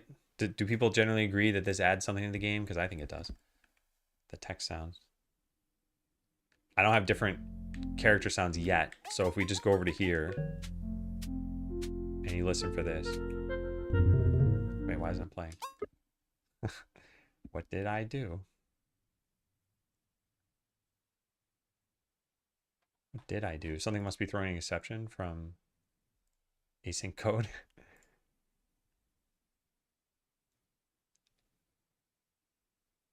Huh. Well, let's put a breakpoint here. Wait, no, this was already working. Well, yeah, what did I change something and I just forgot about it? That's all fine.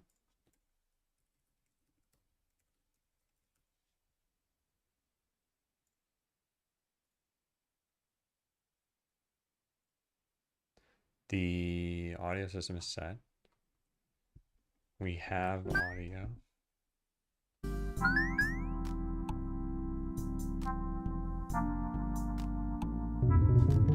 It's weird. Why didn't it play over here?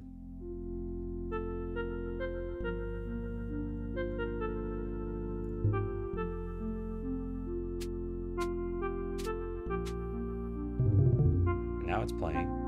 What did I do wrong?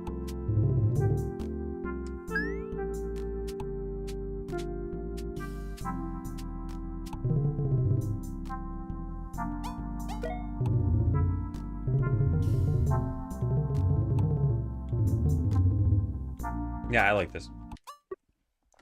Oh, you heard it in the first run? As in, like, it did play out the audio the first time? Hmm.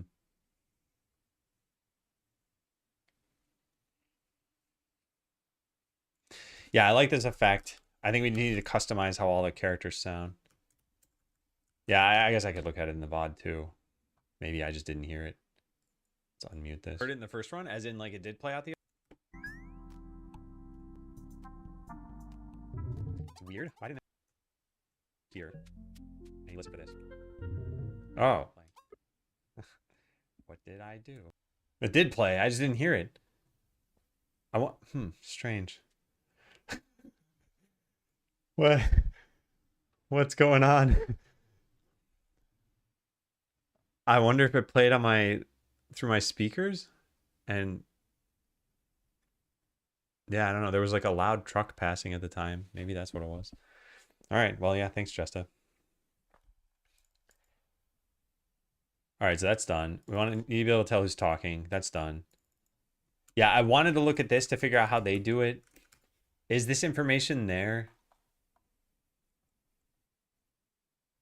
Like, I don't see it here. Well, let's still read how they say this stuff. Yeah. Or how they say to do this for Unity, at least. All right, so line providers, component responsible for managing assets. It supplies the content of each line, both text and related assets, to the various presenters in your game. Any object that implements iLine provider interface can serve as a line provider. Dialog runner consults this provider when it's time to present a line. The dialog runner itself doesn't know the actual content of lines. It only knows which line to run via the line's ID. When a line needs to be displayed, the line provider retrieves the content from the strings table, parses any markup, and collects any associated assets. If you need custom modifications or behaviors, that apply to multiple lines. Creating a custom line provider is generally the most effective approach. Yarn spinner includes 2 line providers out of the box.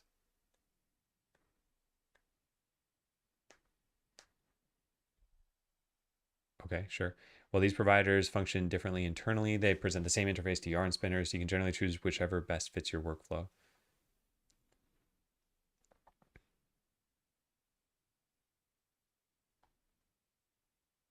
Okay, asset association. When Dialog Runner passes a line to your presenters, localized line includes an optional asset property containing a Unity object or null.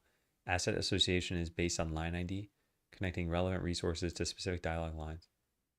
You have different needs for assets. You'll have to create your own line provider, which knows how to link the disparate pieces together and give it to the line as the asset for the line. Interesting. So we could make a custom line provider.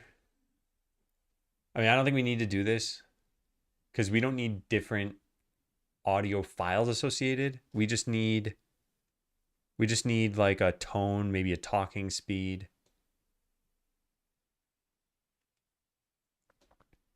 Yeah.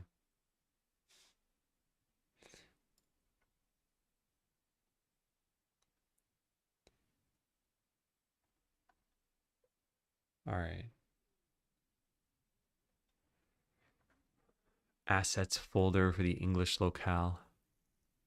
So I should see this when I'm looking at my yarn project. Was I able to get a minimal repro? No, I ended up giving up for now. But there's a key piece of information I discovered today, which could be important.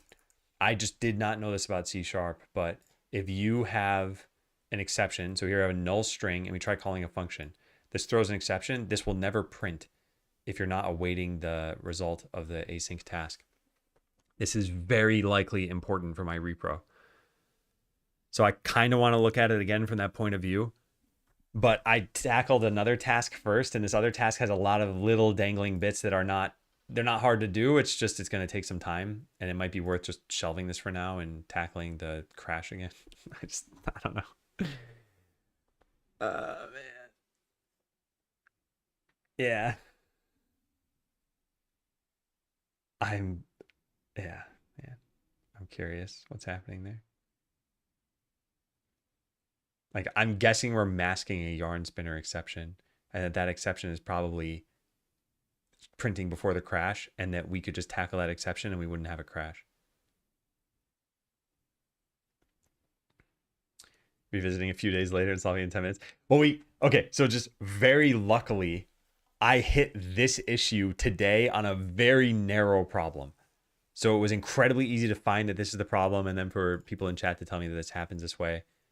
I think this was possibly the most fortuitous thing that could have happened for investigating the crash. Maybe. I don't know for sure because we haven't finished investigating it yet. But yeah. Next few subgames are going to have very little dialogue. Yeah, they will, just because they're not supposed to be story based. But still, this is one of the stabilization tasks. Yeah. Been following for a decade now. Yeah, from back in the Botland days. Yeah, 2016. Well, welcome back. Unobserved task exception event occurs when a faulted task's unobserved exception is about to trigger exception escalation policy, which by default would terminate the process. Yeah, maybe we need to look into this.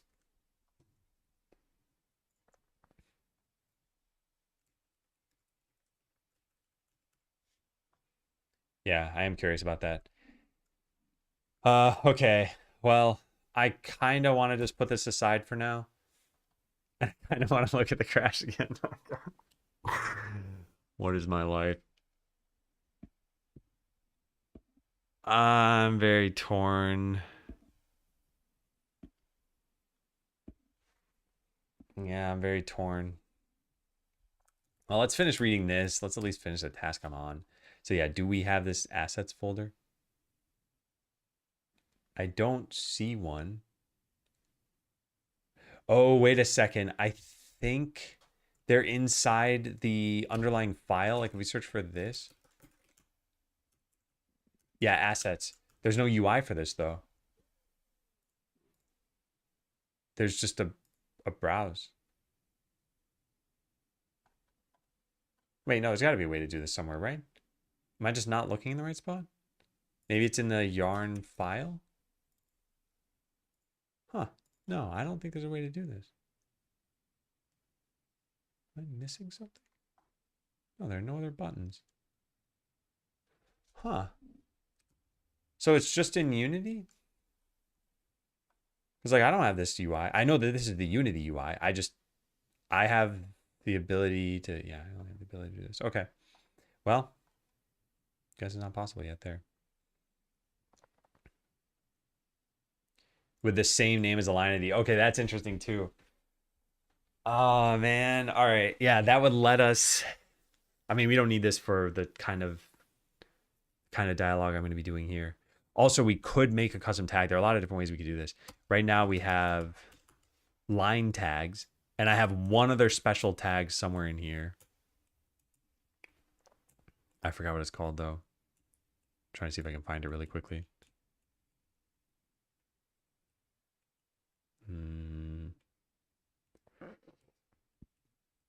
Excuse me. I don't remember. I guess we could have just searched it like this, and then I could have just. Oh, there it is. High diff. Yeah. So we have two different tags in our whole project right now. Just oh wait, what's that? Pound one. Oh, that's just the number one. That's not a tag. Yeah. So we could add in another tag that says something like speaker quality, 5 or something like that. I don't think we need to do this. We can just base it on the speaker.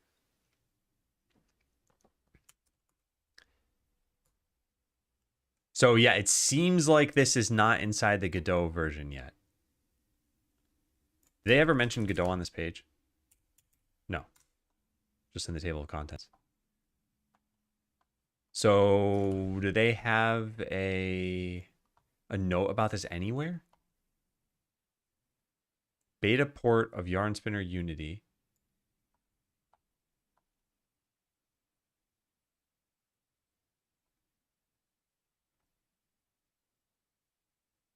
They don't talk about voiceover or assets or anything. No, I just don't think they've supported that yet. By the way, did they ever look at this issue? If we search for voice, no, nothing. Pull request. No. Yeah, I don't think they share a lot of information about this. So I'm not sure if they have plans to do it. Like they don't have a roadmap here or anything. And you don't even really need them to, like all the Unity stuff is already open source. So I could just look at that and code this myself. I don't even want voiceovers, I'm pretty sure. I'm like 95% sure. Which is close enough to certain that I might as well just say let's not do it. So yeah, I'll write this down in the yarn spinner thing. 1 line notes. It appears as though Godot doesn't have full support for voiceovers, e.g., when using the Godot inspector to look at a .yarn project, you don't even have the assets folders. Although the underlying, what's that file?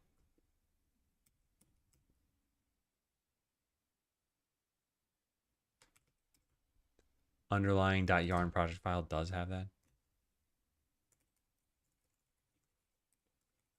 Does have the right structure.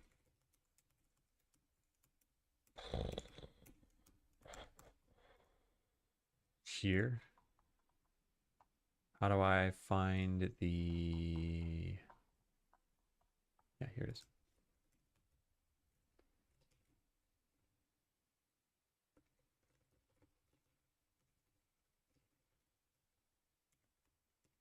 There. There's space missing? Yes. Is it under the yarn spinner for Godot section? No. I know what you're talking about. On the left side over here. Yeah, they don't have very much here. Oh, I didn't look at the GDScript version of this. They mention things about voice in here? No, they don't. Yeah, they just have the Unity one.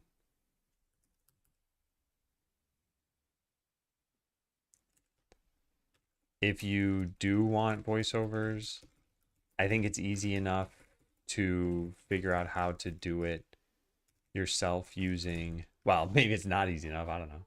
Using this page and the Unity code base.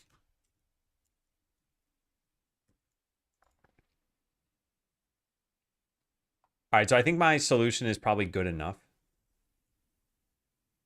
And now the only other thing I want to do is make it so that different characters or different speakers sound different.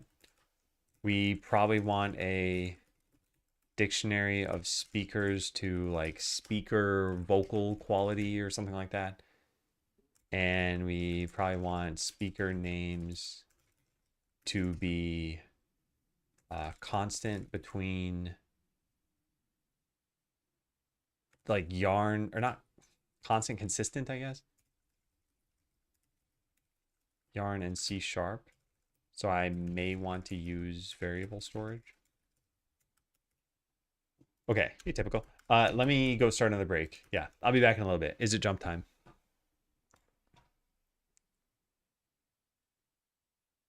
It's jump time.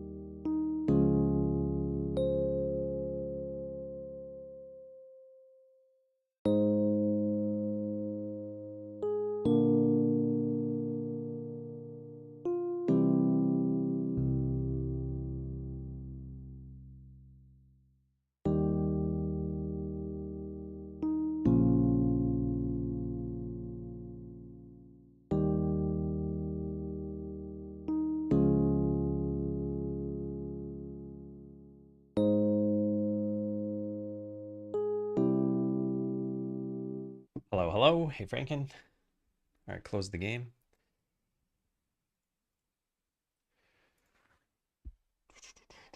And hey, Magnus. Close the game. All right. So, yeah. We've got, I plugged this into options presenter. I don't think this is the best way to do this. Like what we need here is a dialog presenter base only for the sake of whatever function I just added, which was that one line of green. Or was it?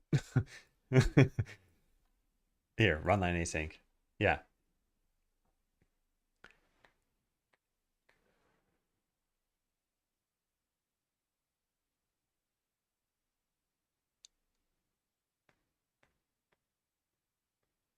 Interesting. This doesn't actually store it as a last seen line. I should delete this comment.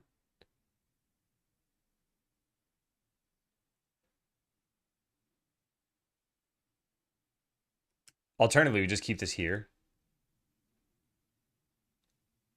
But this assumes that we're going to have an audio handler for all of these, which we probably will.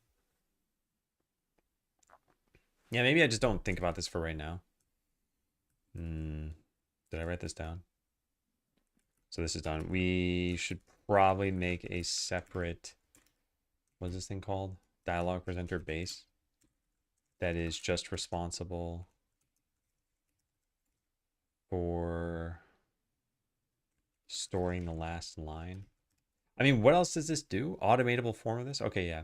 Yeah, that's important. Did I need all of this for this? Couldn't I have made a separate options presenter?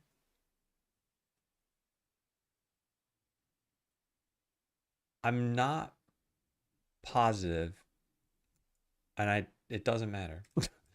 Yeah, this doesn't matter. All right, let's just do the thing I set out to do.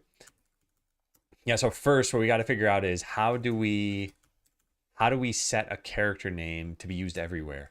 So like tutorial man, for example. One way we could do this is we could declare like all the speakers. Tutorial man name equals tutorial man. And then every time we have a speaker, we do something like this. I think that'll work. We can test that out. Before we do that, let's go change the opening cutscene so that instead of starting the opening cutscene, it just starts the dialogue directly. And that way we don't have to wait anymore. So now I just press F5 and it should just go right into the dialogue. Now we won't have sound, but that's okay. I could turn it on if I want to. So it should just say hello and welcome to, oh, what's going on? Oh, I think we need to wait a sec because I think it's still warming up the dialogue. Or I broke something else. I didn't change anything important, did I? Gotta be. It's reading a date and thinking orders are being duplicated. So does that mean you got an A? Hey, Mooncakes. How'd the progress of the crash go? It went very poorly. But I think we have news that I might be able to use to look into this again. I'm not totally sure, though. There should be a start dialogue call in here, right? Where is it? Method. Start dialogue. Start dialogue start. Yeah. So this happened after some amount of time. I think start opening cutscene is called from here, which is an initialized starting state, which means we don't have the dialogue runner warmed up yet. So we actually have to put this here, and then everything should be fine. Means new examiner. Interesting. Okay, well, still, a B isn't bad. All right, there we go. So yeah, it plays this out immediately. And why did I do this? I did this so that I could see if it's reading the variable correctly, and it is. However, this means that when you go to translate this line, you're going to have to keep this as $ tutorial man name.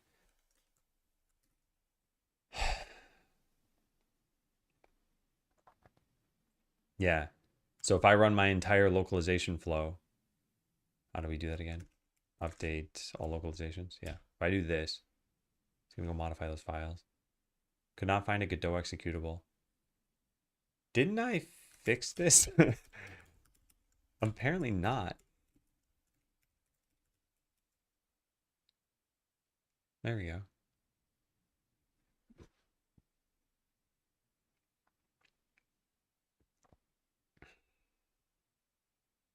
Yeah, good luck, Magnus.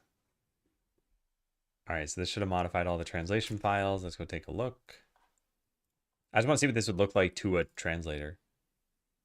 So what is this? This is where is this? This is the English one. Okay. And let's go take a look at the French one.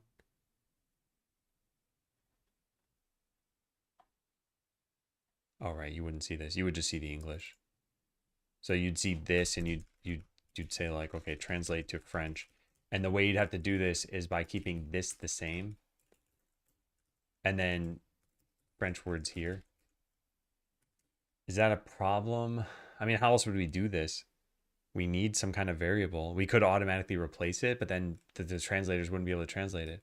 So yeah, I think we kind of have to do it this way. What's it like making tangible progress again? I mean, it feels nice. It's sometimes hard not to think about things in terms of how much more we have to do. Like even this feature. So the general goal of this was add sounds to dialogue. And they're just little blips and boops and whatever. And okay, we got that done, but now it's like, okay, well now customize it for each character in the game. It's like, okay, well now we need to figure out who each character is. Right now I've been typing out tutorial man every single time. We should probably make a variable out of it. I mean, this is easy enough to do.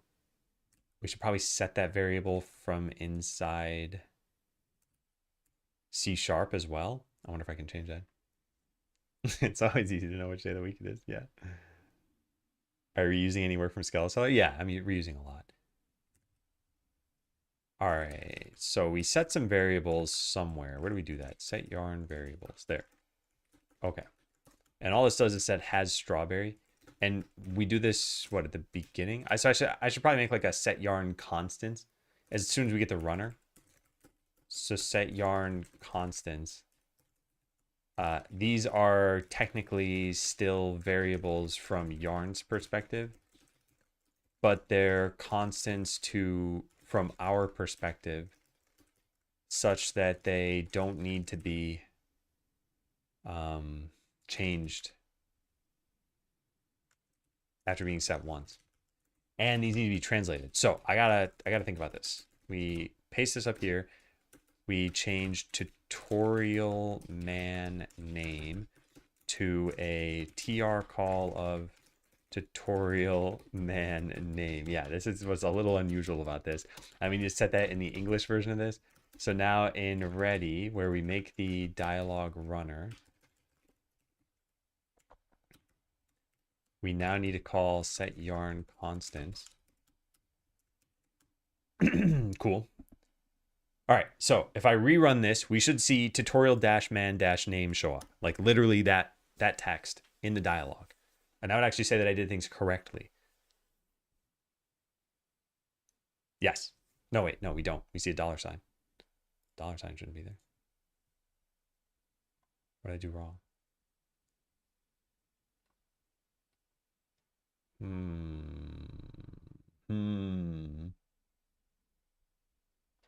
Maybe we delete it from here? Maybe, I don't know.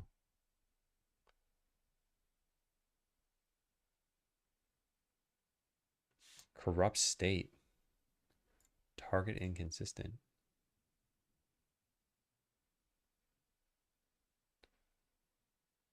What is happening there? Oh, hey, my program just crashed. What is happening there? Is it because we don't have... This should fall back to the identifier. Let me just break in here. I think it should fall back to the identifier. Signal 11. Never heard of that. Yeah, it falls back to the identifier.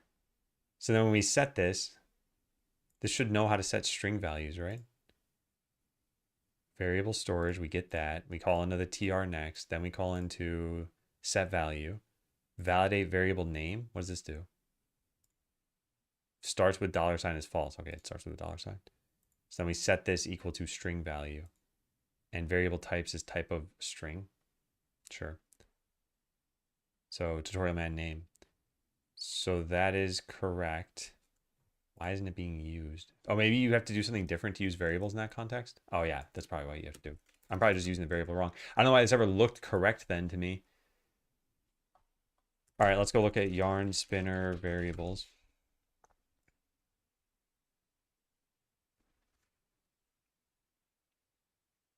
This would be evil. Yeah, it would be evil. So how do you use this? Can you only use it in if statements and stuff? Using variables in lines. Oh, you need curly braces around it. Okay, that's kind of nice. So we just do this, and now it should show up as tutorial dash man dash name, I hope. So I don't care about this. No, it's still not working. Did I do something else wrong? Farm yarn tutorial underscore man underscore name. I typed it the same way, right? Yes. Do I need to declare it first?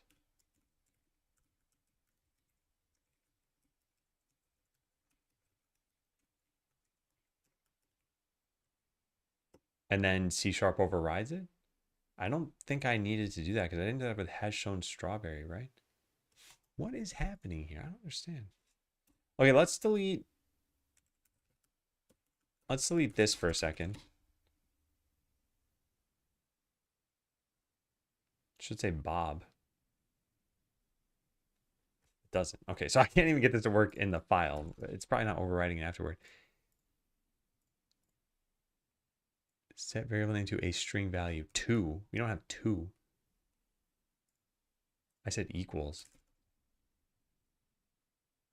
Okay, so wait, there's a difference between declare and set. What is declare? Declaring variables. Declaring a variable means telling yarn spinner that it exists, what it's meant to be used for, and what initial value it has. To declare it, use declare. If you use it without declaring it, it'll try to figure out what type it should have based on how it's being used.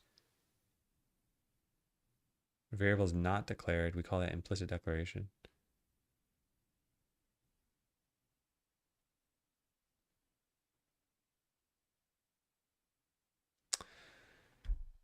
Hey, President. Strange.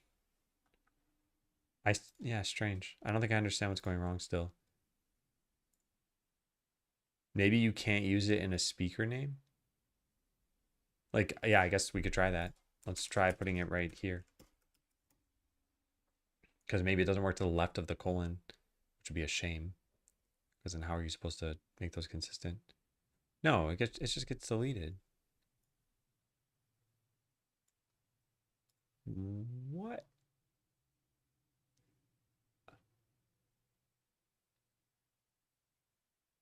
I don't know what I could be doing wrong. All right, let's copy paste all this and go put it in the yarn playground. So we click to start. No, this works over here. It doesn't work for me. Oh, maybe it's because of how translation operates. Oh, drat. I think we need to rerun localization because it's pulling from the English file, and the English file is dialog.p. Oh, yeah. That's got to be what's happening. That is the problem. Okay. Well, this is why localization makes everything harder.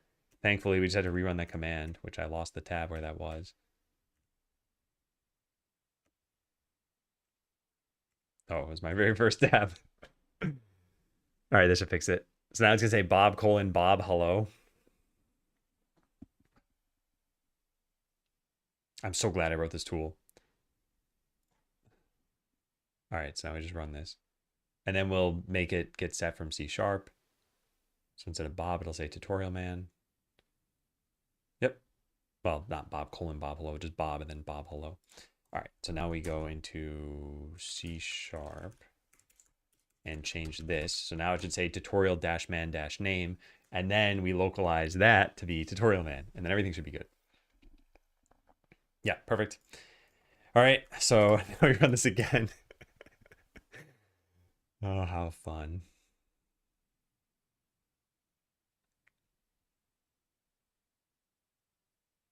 All right, now we go into scripts.po. And we find tutorial man name. There it was. And we just replace it with tutorial man. And then go replace the yarn script over here. Then run this one more time, and then we're good. Everything should look fine, and we can use it everywhere in the script. And we got to do this. We have 4 total speakers. No, wait, no, we have 6. We have the bed and your conscience as well. No, wait, we have 7.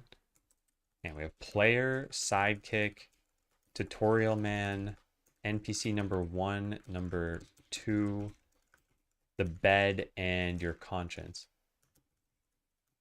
Yeah, so we have 7 speakers, I think. And Bob. All right, so now we go replace all of these with this. And I don't think we should declare this here because that would mean that this will show up in the localization file, I think. Tutorial man name. Wait a second, what?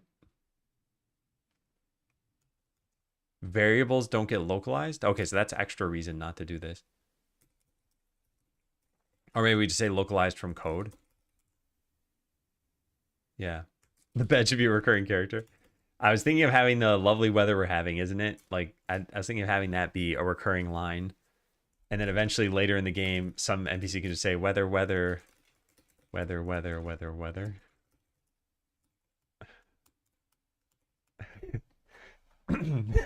I think it'd be funny at least. Hey, PG King.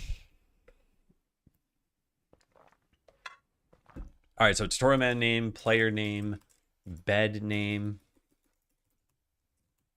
What else do we have? Sidekick name, NPC 1 name, NPC 2 name, and conscience name.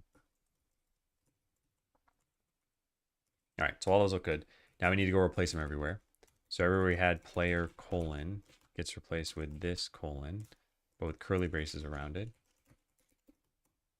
Good. Then bed name, same thing. The bed only has like, oh wow, the bed has way more lines than I thought.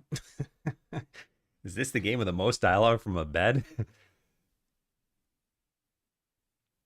Yeah, wow.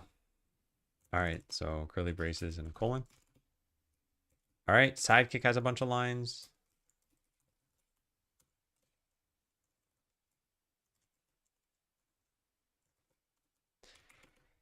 NPC 1 and 2 each only have a single line. NPC number 1. Why don't I even see this in here? Oh, because you need a slash. Yeah, so this is NPC 1 name and NPC 2 name. And then I'm only missing your conscience, right? Yeah. Oh, neat. In VS Code, I don't think this happened when you do this. It keeps the same. Never mind. It's not worth explaining. All right. What did I call this? Conscience name? I think so. Yeah, I did. Okay. So every colon that we have in the entire file now, we're going to do this. And we're going to delete all the lines that already contain a curly brace. We're going to delete all the lines that have title on them and nothing else. And now we delete all the lines that start with choices. And I somehow missed this one. How did I miss that one? NPC /$. Oh, yeah, because of the joke over here. I forgot about that. All right, NPC. I forgot how I did this. _1 name. No, I don't think I had an underscore. Yeah, no, that's good. Okay. Yeah, so that found the mistake. Did we have any other one? Where did I put that tab? Man, how am I losing tabs? It's like never happens to me. Oh, I put it in here. That's why. Okay, so there are 3 cases of text that does not have a speaker. What do we do in those cases? Probably just have it play some like generic sound. Yeah, that's probably fine. Yeah. So we need a like lack of a speaker sound. We need to handle having a lack of a speaker, e.g. for like narrated text. And the examples are these. You think of heading north, but you feel the urge to go to the community center. You think of heading north, but you feel the urge to talk to people. Ditching the axe is giving you the ability to run. We could, as a rule, say that there always has to be a speaker and just make it like something funny, like the universe is talking to you. Actually, that would be kind of funny. But I don't think it'd be clear because you'd see the speaker bubble say the universe. And yeah, I don't think it'd be super clear. So yeah, let's just do that. All right, so next up, now we got to go plumb these in through C#. So we have tutorial man name. We need all the different names in here. So let's just go copy them.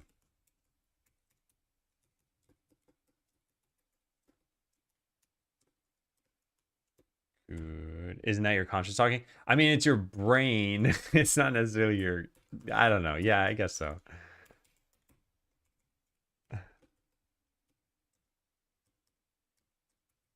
Is that 6? I think it's 6. There we go. All right, easy peasy. Now we just go plug this in. So, player name.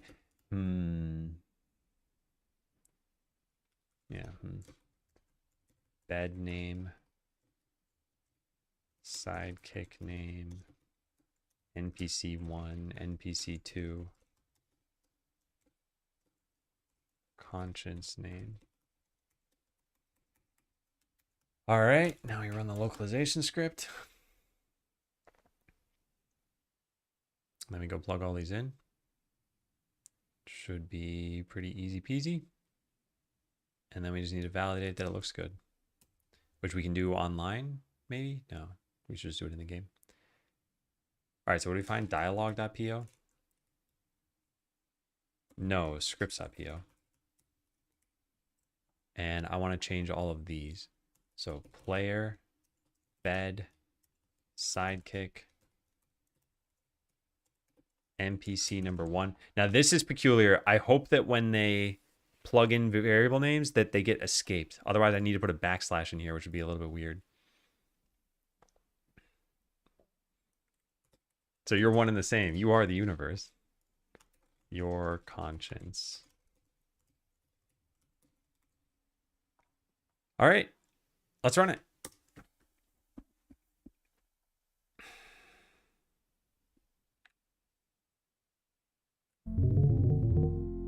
That immediately didn't work.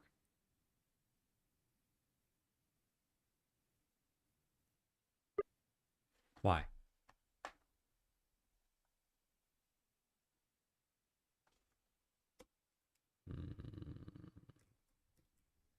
Tutorial dash man dash name. Yeah, why?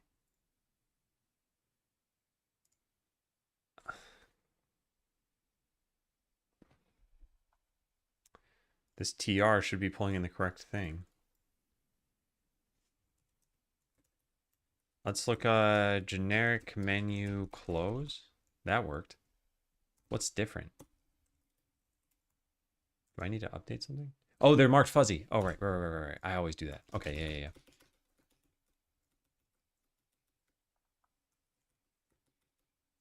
Okay. Oh, you're playing Skeletor Campbell Soup? Nice. No, NPCs are literally going to be named NPC 1 and 2. Although we probably need to use different numbers for all of them. Maybe not. I don't know. All right, so yeah. We got to go through all the dialogue and just make sure that the speaker is always correct. So I'm going to speed this up. So tutorial man, player, tutorial man. Tutorial man. There are branches, so we would technically have to go through all of them, but I'm going to just trust that we cover like 80% of this.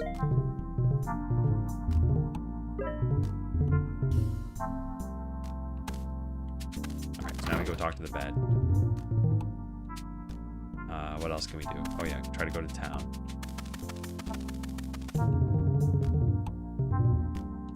Try to throw our axe. Alright, now go to bed.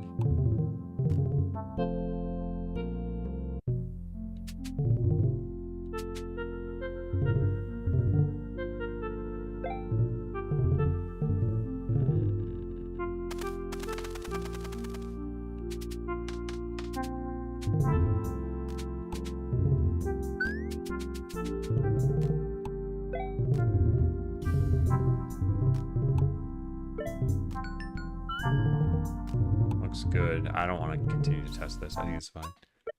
Yeah. Yeah, just change the ESRB rating to use some random internet names. See if you did an in-game achievement UI and got an achievement in the process. I did not do an in-game achievement UI, no. I didn't think it was worthwhile. I think if you really want your achievements to be consistent across platforms to be worth it, but Steam was the primary platform. So that's all I really focused on. All right, so we did this, which actually was on a different part of the list. Where is it? Give sidekick a name through yarn spinner variables. Done. This pretty much needed to be done anyway. Well, not really, but I think this makes it easier. We gotta change our localization instructions when it comes to yarn, though. All right, so what next? Dictionary of speakers to speaker vocal quality. Speaker needs to be consistent, so this is done. The lack of a speaker should be a thing too. So we need a... We need... How are we gonna do this? I want to have a bundle of all speaker data somewhere. So what I'm thinking is we do something like this. We have a speaker ID, none equals 0, like player is 1, tutorial man is 2, and so on. And then we have speaker data, and speaker data would have a string like yarn variable name, and then string like localization ID. So this would be something like so. Localization ID would be like tutorial man name. In fact, they could be the same thing. They could even have a $sign in them. I do not make assets myself. No, okay, man. I am not an artist. I've got the credits. Yeah, asset packs. So like I have used a lot. Yeah, I plan to use a lot of asset packs for the game. I don't plan to keep this particular document up to date with the links / names since they're already in the in-game credits, and that has to remain up to date. If you're ever curious about where I got an asset pack from or who made it, feel free to ask. Note, eventually there'll be a demo for the game, and you can find this out for yourself for free. Yeah.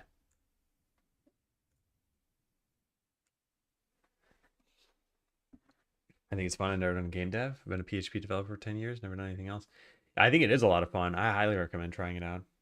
Will the demo have the full game credits? Almost certainly. Yeah. I don't see a reason to split them into like demo credits and full game credits. It's just extra work for kind of no reason. But yeah, if that weren't the case, then it would be a good sign to do something differently there. All right, so string yarn variable name, localization ID. Then we need a sound file. There's something a little bit tricky here. We might need the line tags in order to help figure out, because like maybe it's tutorial man speaking, but there are some variations in how they can speak. So maybe they have like an excited voice or something. I don't think we need to go to this level though. I'll just do the bare bones for this. Except the docs, of course, but maybe things I should learn first. No, actually, I think the docs for Godot are really good. There's a getting started guide, and they tell you about nodes and scenes. I think those are really important. So like this page, I would just go through everything here. And it's pretty straightforward. I don't think you'll be too confused or torn on anything. You've got development experience already. If you have any questions, feel free to ask on Discord, in the Adam Learns Discord. I'm happy to share some tips. I also have all of my notes online, so like I can usually just share a tip by pointing at exactly where I wrote it in my massive amount of notes. So it's not usually a lot of work. What does this button do? Is that there for everybody?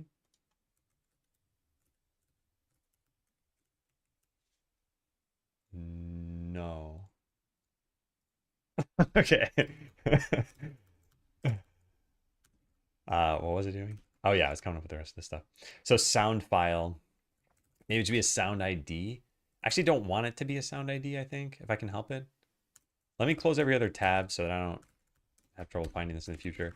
A sound ID is something like this, which then goes to sound data. I think actually just having a sound data might be fine.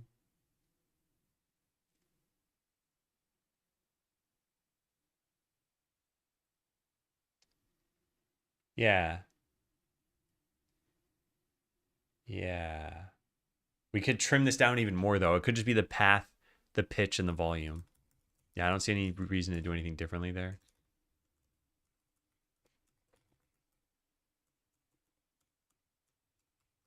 So what do we call this? Speaker sound data. And then add a comment that we don't use sound IDs just to save time manifesting everything. Yeah, I think that should be good. Uses source generation, very different from Unity at least. Yeah.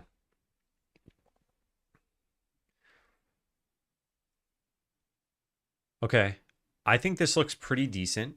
So maybe let's go code this and then see how it feels. Although I think if it works, we're not going to probably do anything else. So where do we put this now?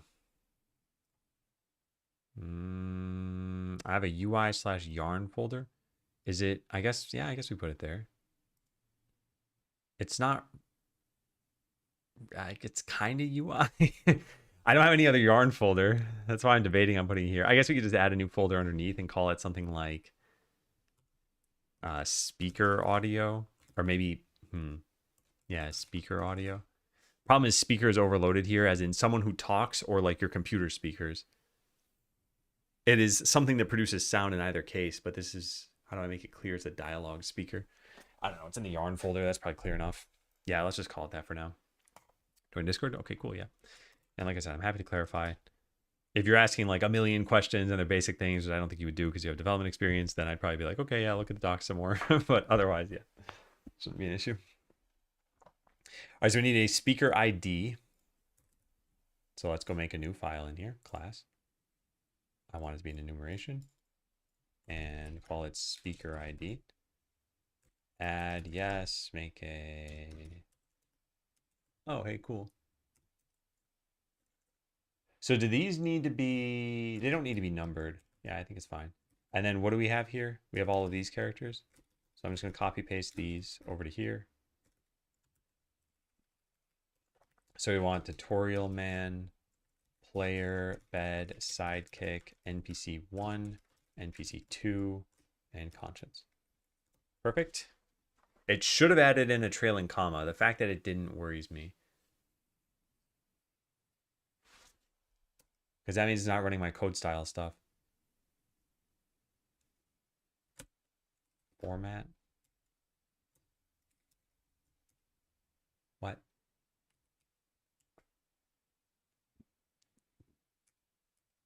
Yeah, what? We'll have to look into that. Writer didn't add a trailing comma to my enumeration automatically. Speaker ID. I know it's saying it can add it in, but it should be doing that all the time.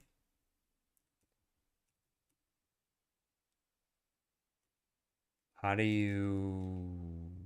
I'll just figure that out later. Fine. Whatever. All right. It's not a problem.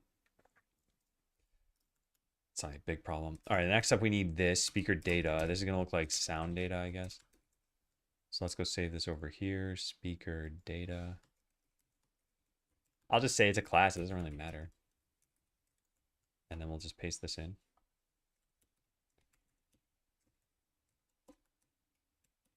Okay, we don't need this stuff. Speaker data. Okay, so this is a subset of, in fact, actually, why even make it a subset? Why not just give it a sound data? Because I don't plan on using all the properties, I guess.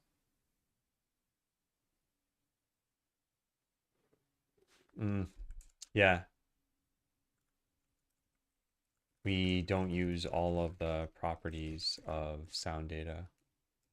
So we only manifest what we actually need.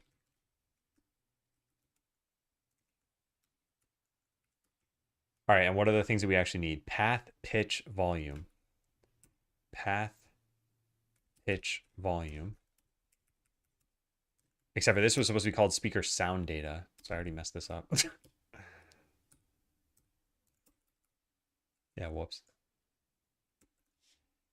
All right, let's go make another thing then. Speaker. Well, we could put 2 structs in one class, right? Yeah, I'm pretty sure you can. So we'll just do speaker data here. And this is going to be this extra stuff here. So string yarn variable name, localization ID, and then speaker sound data, sound data.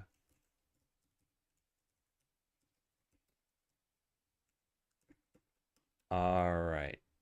I don't need any of this stuff. Just see that class for comments. See that struct for comments. And then this is data representing what a dialogue speaker should sound like. So this is the something like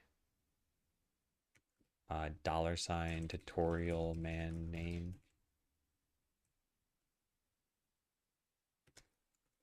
Something like tutorial man name for identification within a .yarn file. Something like tutorial my name for identification within scripts.po. And sound data, that's pretty self-explanatory. And then this needs to be capitalized.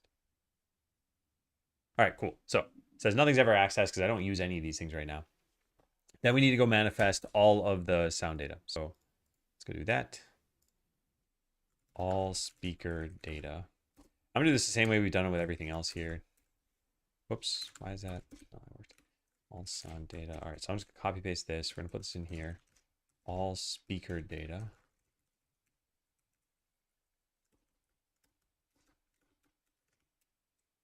All right, speaker ID to speaker data. Speaker data. Don't we have a get in here? Yeah, we do. Yeah, this doesn't matter. So we can just call this data. In fact, why was that capitalized? Data, speaker data, speaker ID.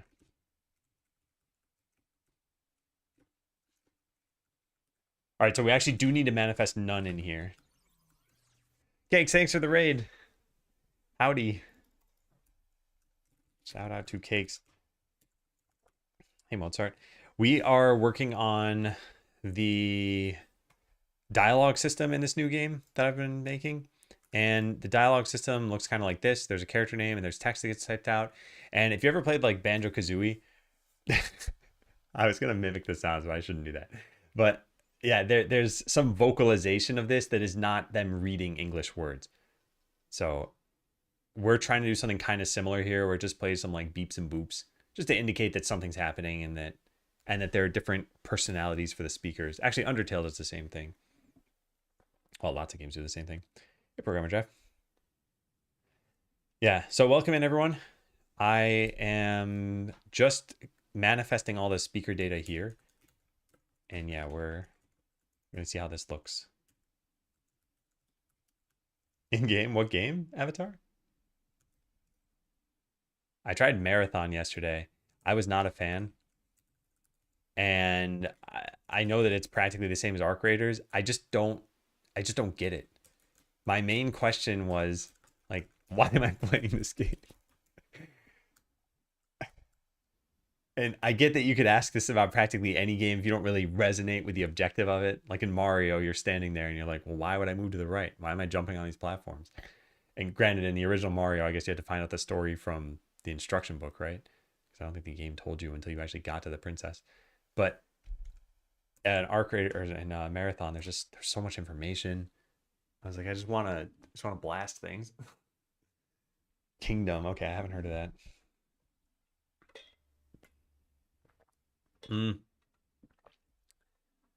Is he mostly playing games on stream now? Dead versus Code. Got the princess in another castle. Oh yeah, but the final time you actually get the princess, right? She doesn't bake you a cake in that game, though. All right, so yarn variable name. We don't actually have one for this. This one's special. Not applicable. So where do we have speaker ID? Here, yeah. This gets used whenever there is no speaker, e.g. for narrated text.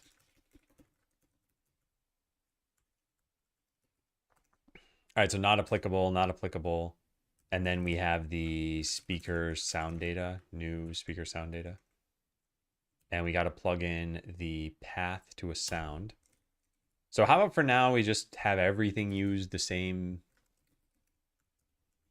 Oh, that's weird. Why doesn't that show up? Is creepy not in the file name? What? Why is this not finding this? Architect. Oh, spooky, not creepy. Okay, I was like, what's going on here? All right, so dialogue single. Yeah, we're going to want to vary this eventually. I'm not going to do this yet. And then what do we need? The pitch. What is the pitch set to for this? 0.2 and 0.4. So let's try, I don't know, 0.7 and 0.9. And then the volume. I don't think the volume has changed, is it? Nope. So let's just keep the volume the same. Does like suck to play. I think people like that style of game. It's not really for me, I think. I also don't think that's a kind of game you probably have a lot of fun playing for your very first hour. There's probably a lot you're trying to figure out and like what's going on and what are my abilities and yeah, what am I working toward? And I think you have to invest a little more time into it. And I kind of compare it to like an MMORPG. You're not really supposed to just play for 2 hours and then be done and say, yeah, that was a fun game. You would have experienced like 0.05% of the game if you played for just 2 hours. Yeah, 2 hours is like a decent amount of time to spend in a given day doing something. But I feel like MMORPGs start out with a little bit more fun. I don't know. Maybe I'm just a hater. Wait, why is player number 2? I want player to be above tutorial man. That's very important. They are the primary person in the game. All right, so let's fill out everything else. And we're going to do this very cheaply and quickly. Yeah. So we got to go match all of these to what we have in farm yarn here. And we want this for all of them. So we get that too. And these need the $sign here. In fact, let's go manifest it all. So speaker ID, player, so tutorialman, that's 2, 3, 4, 5, 6, 7. Okay. Now we search for all those. And then do one of these. Put a $sign, good. And then one of these. And then change it to hyphens.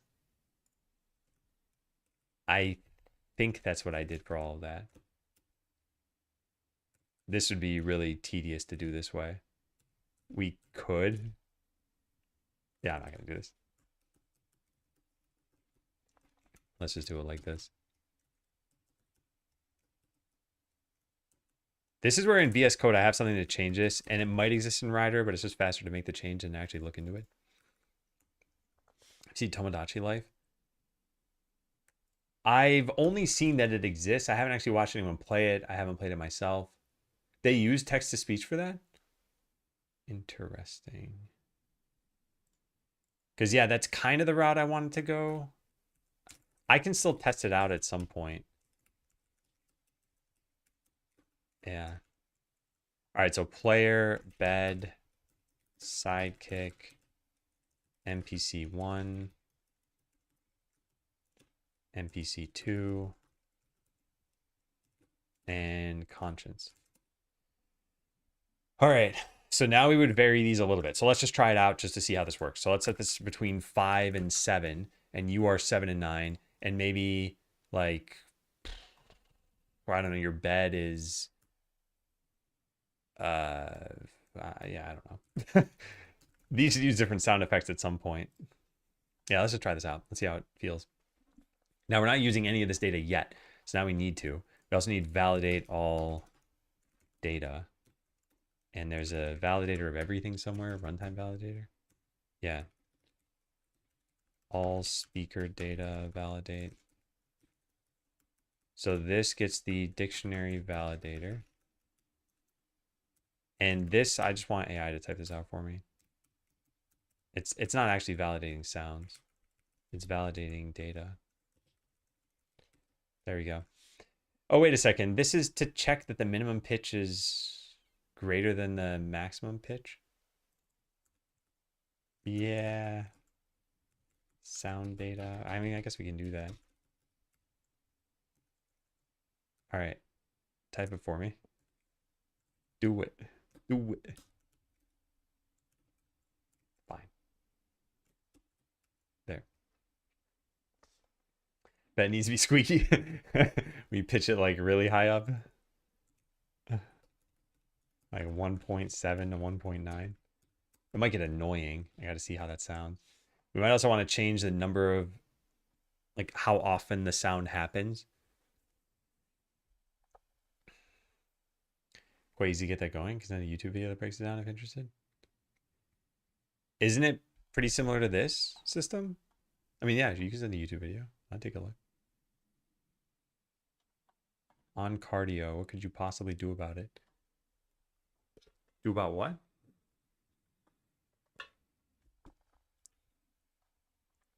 Okay, so now we got to use speaker data inside our new audio handler.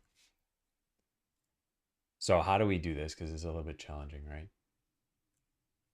Line dot character name, or line dot, what is it called? No, last line dot character name. We have raw text. We don't have, yeah, all we can get is a translated one. Oh man. I mean, we can go from our code to the translated one. We just need some extra information there. About me doing cardio. I don't know. Cheer you on. Go, Pressel, go. You can do it. Just don't use the rowing machine at the gym.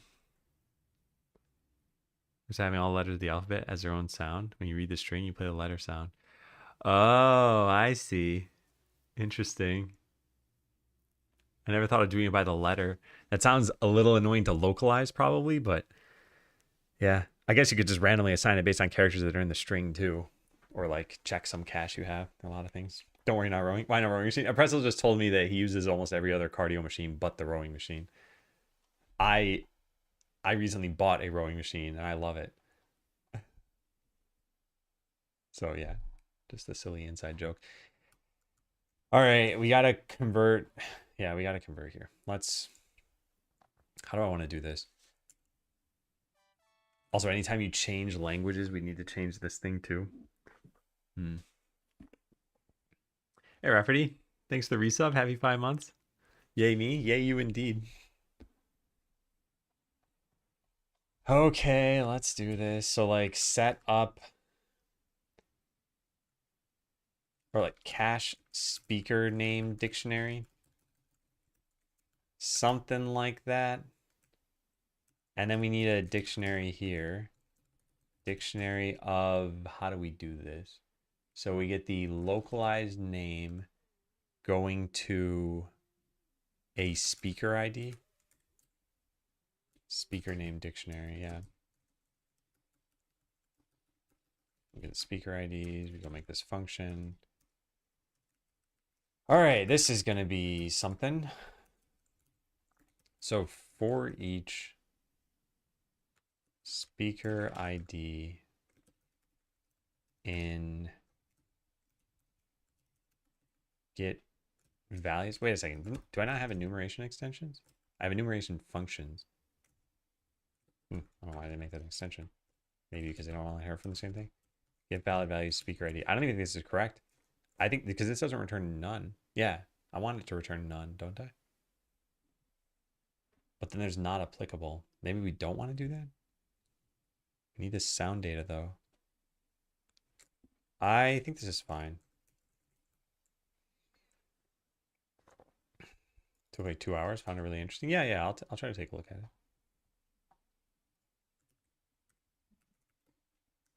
Yeah, thanks for sharing.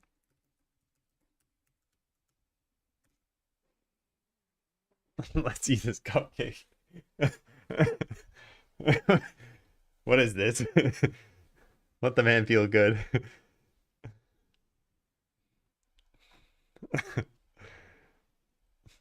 Okay, so we need to figure out the localized string. This is a dictionary of localized strings, e.g. tutorial man to speaker IDs. Because wait, can we get the I guess if oh man.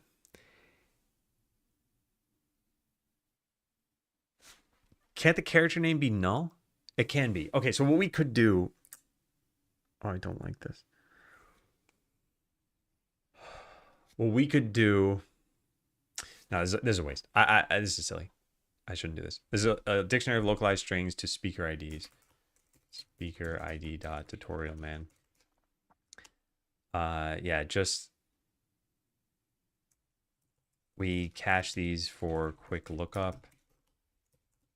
This is by like yarn spinner only presents us with the raw line or with the localized speaker name. Otherwise, we could look up the speaker by yarn variable ID. Our .yarn scripts should, and this should be in italics because it's not necessarily true, should always follow a pattern of starting with speaker colon or no speaker whatsoever.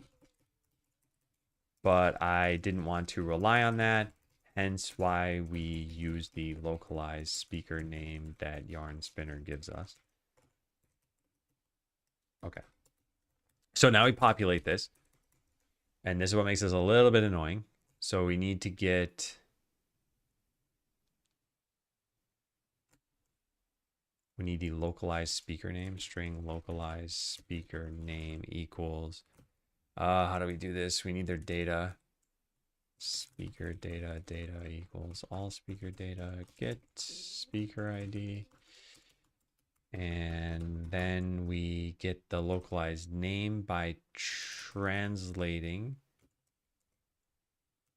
the data dot localization ID. And then we fill that in here. Great. How is there no rowing machine on 4 wheels yet that you can ride like a bicycle to work? Oh my God, can you imagine how silly that would look?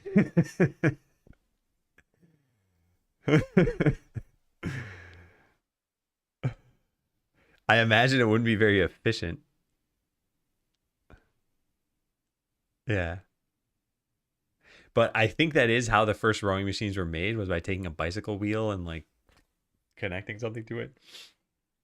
Not to actually get it to move like a bicycle, just to get some kind of like flywheel apparatus. All right, so we need to get speaker sound data out of this. So speaker sound data. So if there is no character, if this is null, then we get all speaker data. Get no. It's not going to format this. Something's wrong here. All right, if there's nothing there, then get none. Otherwise, get it from the localization, the dictionary that we have, speaker name dictionary. Okay, this is garbage. Let's do this. String question mark char name or speaker name. Yeah, is that. And then replace all of these. Speaker name.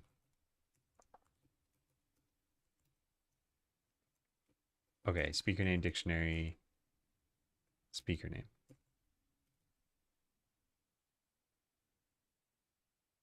All right, now why is this red? Cannot convert source type, speaker data to, oh yeah, this is supposed to be sound data, that's why. All right, so I guess get this from speaker data. Speaker data dot sound data. And then get that.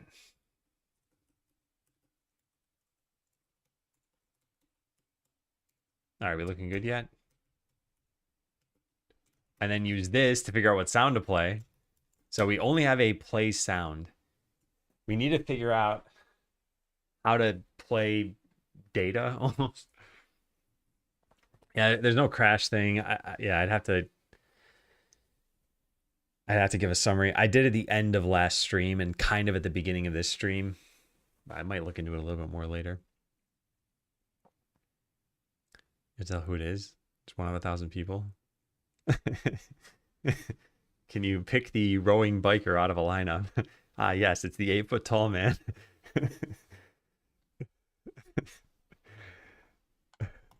Yeah, the jacked looking dude. The only person who owns that device.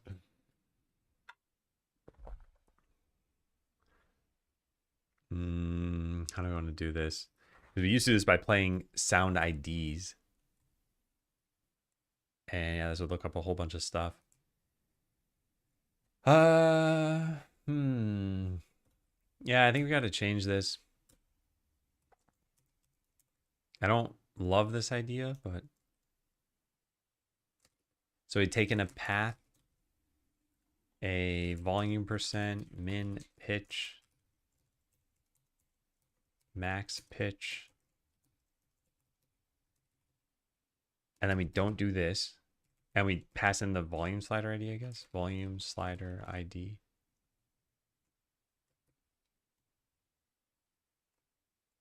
All of these should converge at the same point. Oh, I don't want to do this refactoring. All right, so how about this? Let's just write it to do for right now. Refactor this to match what the other play sound does, or like to converge on the existing play sound or some refactoring of it. Yeah, we're gonna trim this out. So what do we categorize dialogue sounds as? Player sounds, non-player sounds, or UI sounds? Probably UI sounds. Yeah, UI sounds. All right, so we get the UI sounds player. So we just ignore all the rest of this. So we just assume, and yeah, to do, stop assuming that we're always using the UI sound player. All right, so we don't have a sound ID here. I got to change all this stuff. All we're using the sound ID for is to get the data to check if we're limited. Oh, and then to figure, okay, so there is no rate limiting to be allowed for this. But the rest of this we can still do. So yeah, I need to copy paste this. This is for playing sounds without a sound ID, meaning you can't perform rate limiting. All right, so what do we take in here? We take in a path, a min pitch, a, well, not string, what am I doing? Min pitch, max pitch, volume percent. And don't we need, no, that's it. And then we cut out all of this stuff. And pretty much everything was sound data.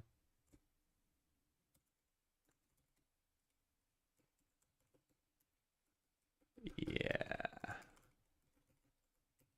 Now volume times volume percent. Where's volume percent? Where's volume? Oh, sound data, not volume. Whoops. That's what I pass in. The sound data is all we need now, right? Yeah. So bypass rate limiting, I guess, can't be used. No, we don't have a sound ID. No, the sound is just this. Oh, okay, got it. It's not a percent anymore, though. It's linear to dB. Yeah. All right, we're getting there. So this looks pretty nice, right? Why is this blue? Because it's not used? Oh, because it can be private, yeah. All right, so now we change this. So we're going to call play on sound data path Min, max, volume percent. Okay, then this changes to what the actual volume percent is, which we need. So float final volume equals this. It's not actually the final volume, I think. And it needs to return this. Now we can delete all this stuff. Okay, so now we just pass in all that stuff. Min, max, volume, and we're done, right?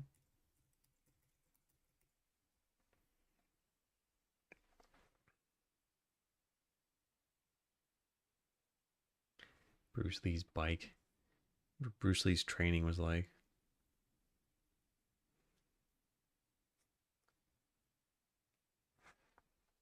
Okay, we have, I think, all of the pieces set. This is kind of why I didn't want to do this, just because I'm so interested in looking at that crash ever since I found out some new information. Where did my thing go? I forgot I even called it. Audio handler, I think. Yeah, here it is. So instead of play sound with a sound ID, we now want to play sound with speaker sound data.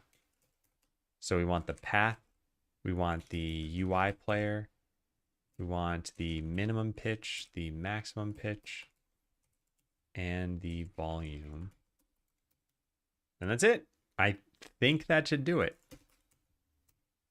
Now, who knows for sure? Sure, use var, use var, use var. Yeah, who knows for sure? Well, let's go try it out. So the characters should sound a little bit different now, depending on who's talking. But I only did it for some of them. So, well, that broke immediately. Where'd that happen? How come I can't? How do you get rid of this? Oh, there we go. All speaker data has all keys. It doesn't have all the keys? Did I miss one? 1, 2, 3, 4, 5, 6, 7, 8. How many of these do we have? 1, 2, 3, 4, 5, 6, 7, 8. What am I missing? None player. Yeah, what am I missing?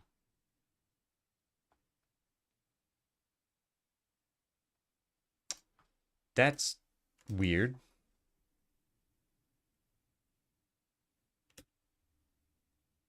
Huh. It should print out the missing keys, shouldn't it? So I just hit play, it should tell me. Must not contain a value for the none key?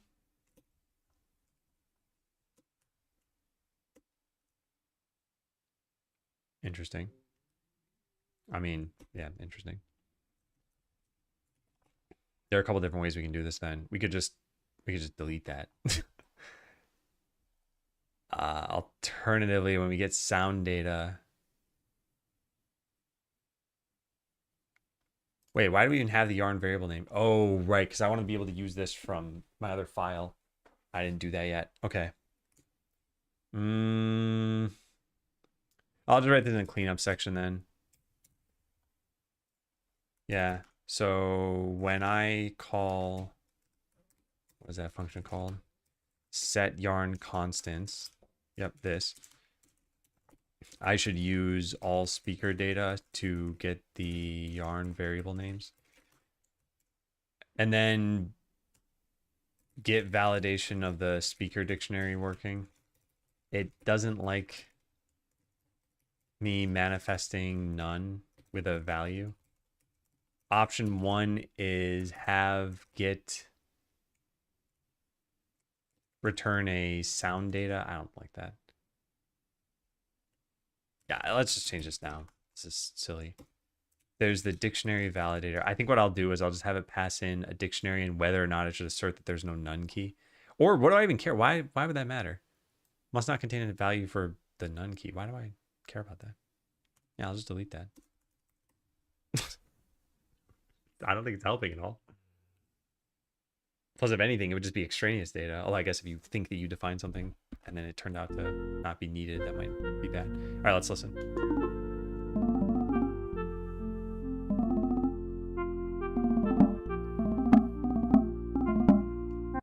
Okay, so now I'm realizing that when you advance text, it plays out all of the characters at once.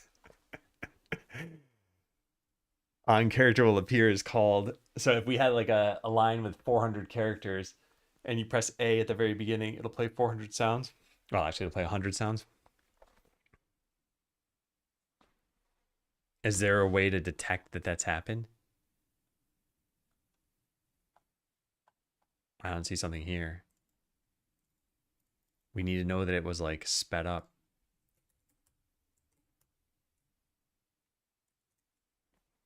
Oh, man. There's a cancellation token. Does that tell us something? I mean, it might, but how would I even break in to find out? What does this have on it? Can be canceled. Wait handle. Register.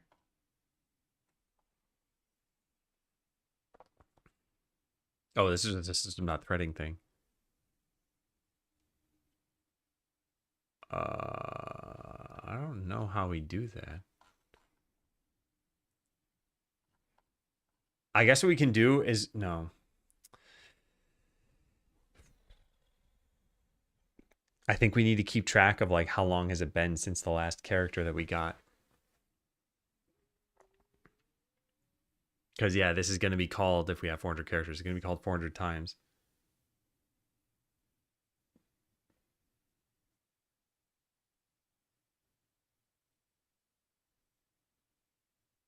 And I guess we want some kind of rate limiting here. So maybe we just don't rate limit based on characters, we rate limit based on time. Yeah, that could work. Okay, fine, let's go do this. So private, how do we even do this? There's some like, let me look at date time dot now returns a date time. Yeah. So private date time, last sound played time. Sure. So if, isn't there like a duration or something? Duration? Not duration. What's it called? When you subtract two date times? Elapsed date time dot now minus last played time. What is this? It is a time span. Yes, that's what I want. Not a duration. So time span, so elapsed time since last sound played is this.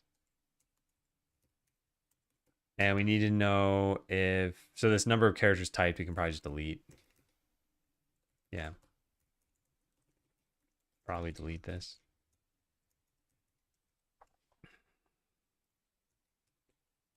So if elapsed time since last sound played dot, how are we doing this before? We're typing 32 characters per second. So it is 0. So it's 30 milliseconds. Every 30 milliseconds, we type one character.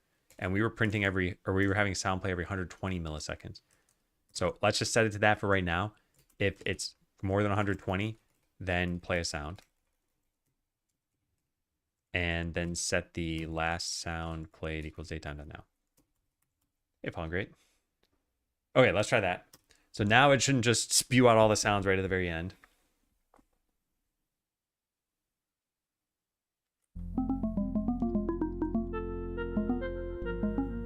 This is slower than it was. Did I use the wrong number? Letter typewriter. Characters per second, 60. Okay, yes, I did use the wrong number. So 1 divided by 60 times 4.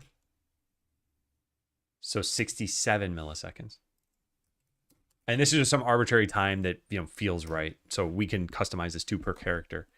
Kind of like a talking speed sound or talking sound speed, I meant. But it should sound like it used to.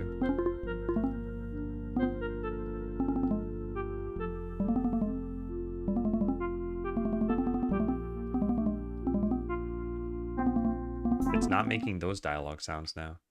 So I must have broken audio player. What did we used to do? So get the volume of this, sound data volume times volume percent, and play this at the final volume.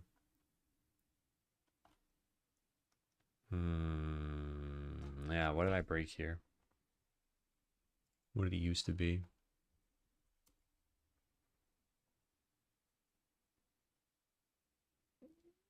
We get the audio stream. We're still doing that based on the path, which we pass in to there. Yeah, that looks good.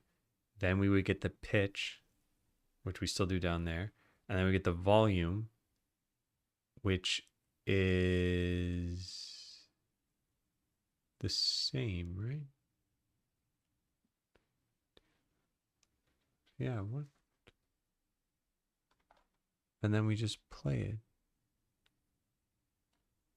What did I do wrong?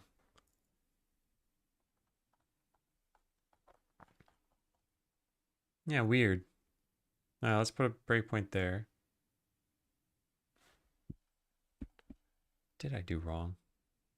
So now I press a button on the choice. So if I, oh, yeah, even actually that should have worked. Yes. So let's go take a look at this. So we get the sound data. This should be for one of the button confirm or something like that. What is it? Hover button, yeah. All right, it's not rate limited.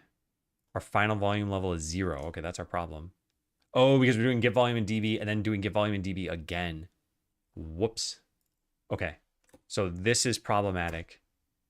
We could convert it back to linear if we want, but all we really care about is this. I'm going to take the cheapo way out and do dB to linear. Mathf.db to linear. And I didn't mean to delete that.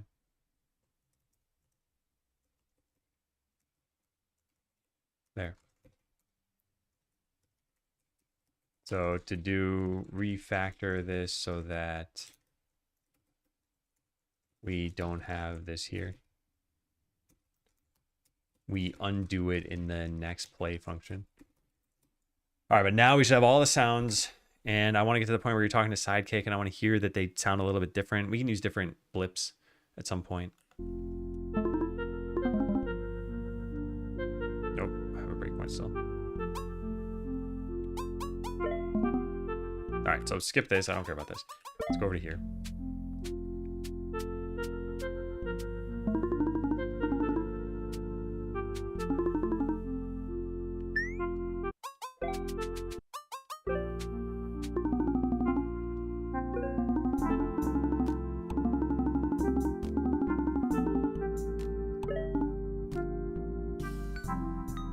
I can't tell.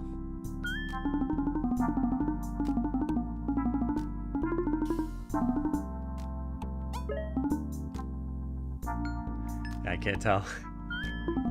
It might be working, but I have no idea. It's too subtle. The way we can find out at least is just by changing, just figuring this out. Yeah, so it's var speaker ID equals. We do this.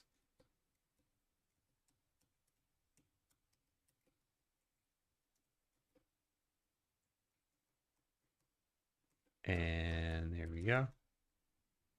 And then this can be changed to this, which now means this isn't needed. There. All right, now I'm gonna print this out. Print out speaker ID plus speaker ID. So this is gonna print every 67 milliseconds as long as dialogue is going on. So it's gonna spam the console. But the whole point is just to see, does it correctly identify who's talking? Because if it does, then yeah, so there's tutorial man. Whoops, is that correct? Yeah, player. Then tutorial man again, then it's tutorial man for all of this. So we go over to here and speed this up. MPC2, MPC1, Sidekick, player, yeah. So it's correct. Maybe it'll be more obvious if we change the sound effect. Sound data. Yeah, let's change it to a harvest sound when you're talking. There, this will be very obvious. Because it'll be a beep sound versus like a swooshing sound. Yeah, okay. It definitely worked. Oh, wait, it played though again right at the end. Why did did that happen?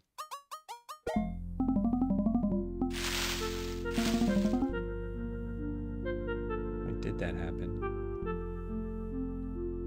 Huh.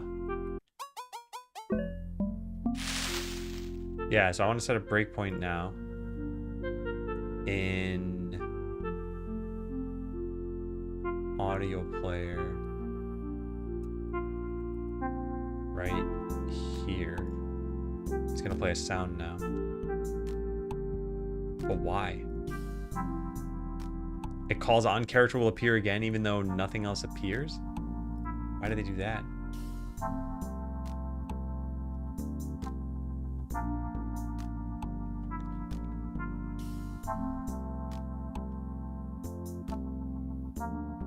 Why are they doing this? The hurry up token calls into the typewriter, so the typewriter knows to finish this, but we're already done.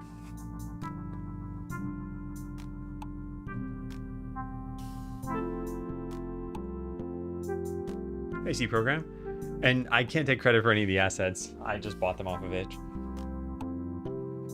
but I like how they look too. Yeah, well, I'm a little bit confused by this. Why would they do this here? Run typewriter. So they go through each character. Tell every markup handler it's time to process the current character. Aren't we done at this point, though?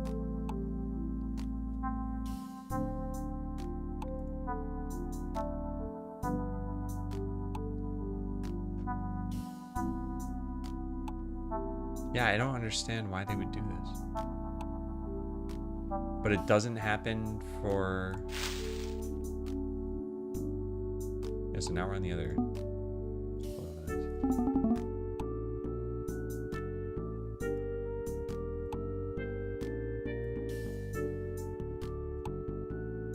It doesn't make a sound there.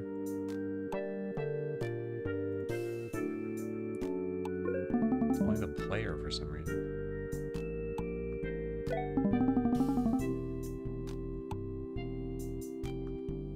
No, yeah. It's only the player for some reason. I don't know why that is. Let me try that again.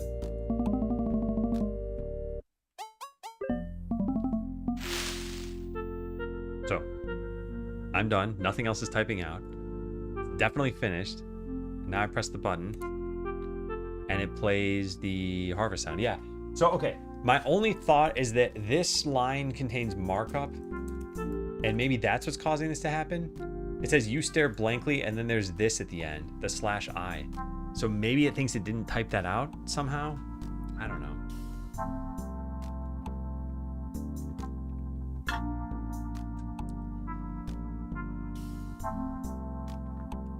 Yeah, I'm not sure.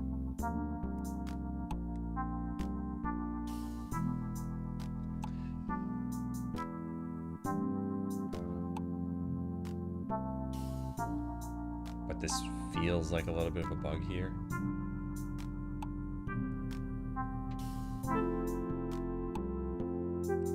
I mean, we could debug this.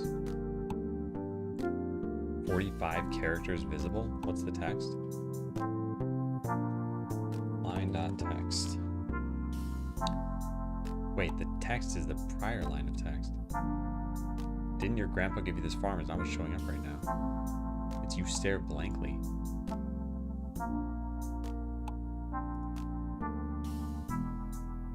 Wait, oh, that's the next line? Yeah, that's the next line. So we've already moved on here. Oh, I understand what's going on. Oh my God. Okay. I see. It's because we're on the next line, but we're playing the previous sound effect because we don't know the speaker yet. So this seems like a race condition on my side. Letter typer. Yeah, I think we have a problem here.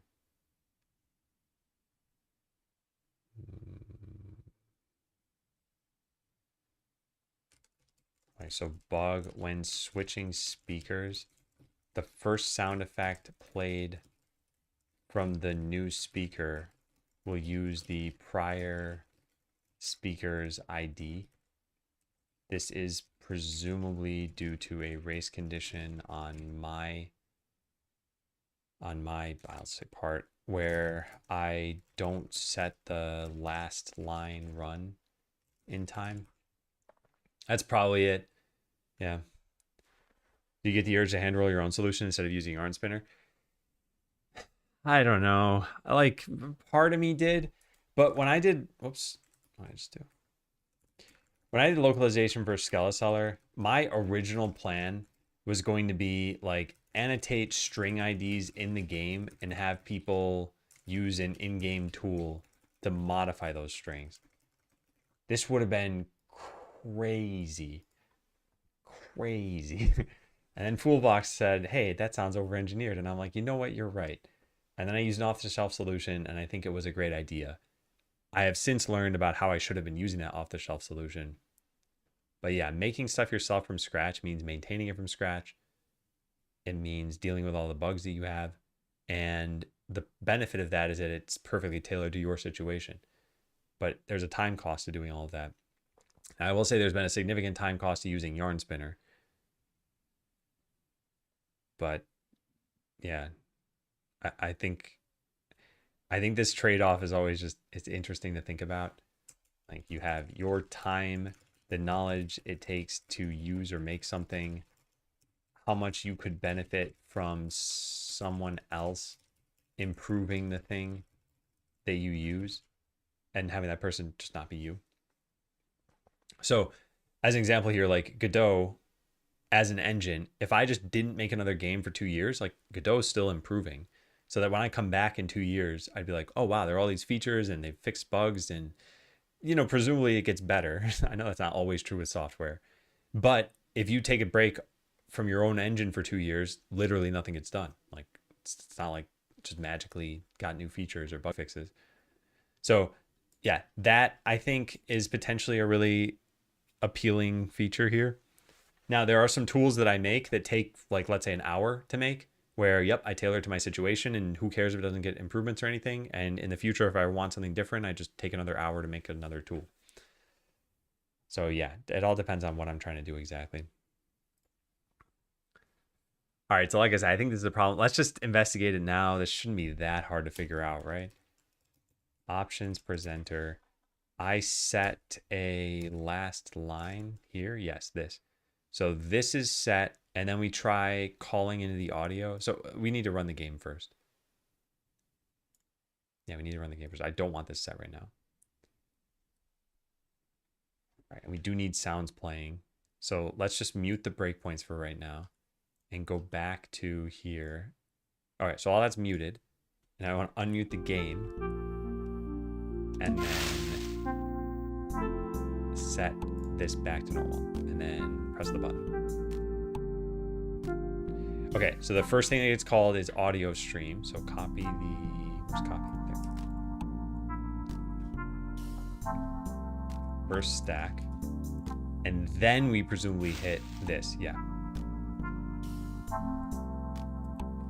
Second stack. So my hunch was correct.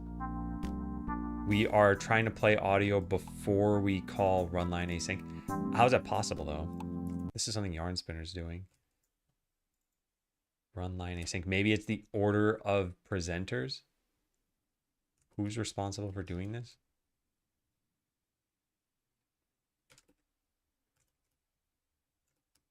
Who calls this? It's literally only there. Async presenter. Oh, this isn't a for loop though. Yep. Okay, got it. Yeah, so we just go through all the presenters. And let me guess, my presenters are in the wrong order.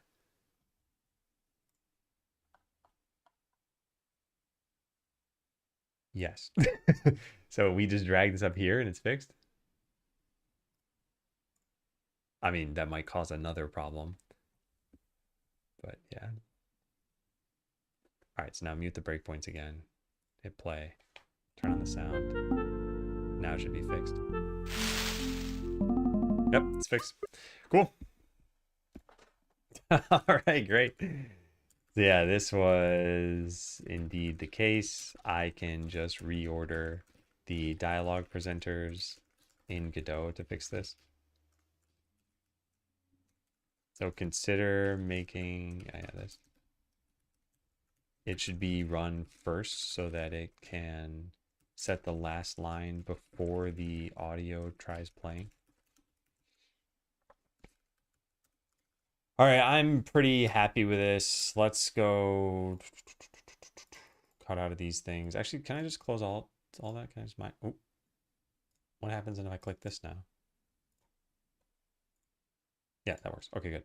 Yeah. So I changed all speaker data so that we had the wrong sound effect. So there are other sound effects we have here. How do these sound? Leo pause. All right, what is that? 036 dialogue. Here it is. All right, so showing and closing folder. And we have a few of these. There's a beep. There's a higher beep. There's a interesting.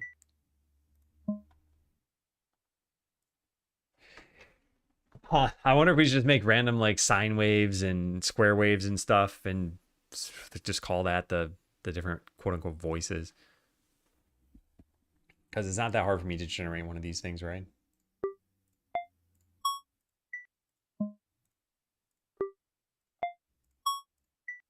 These are all ascending, interestingly. They're not all the same pitch. And then this one's lower.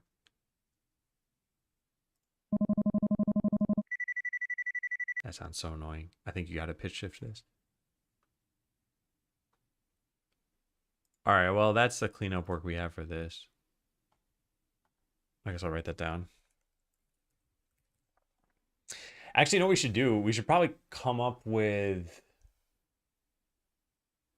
Like, we could use different instruments, too. Make sounds for each speaker.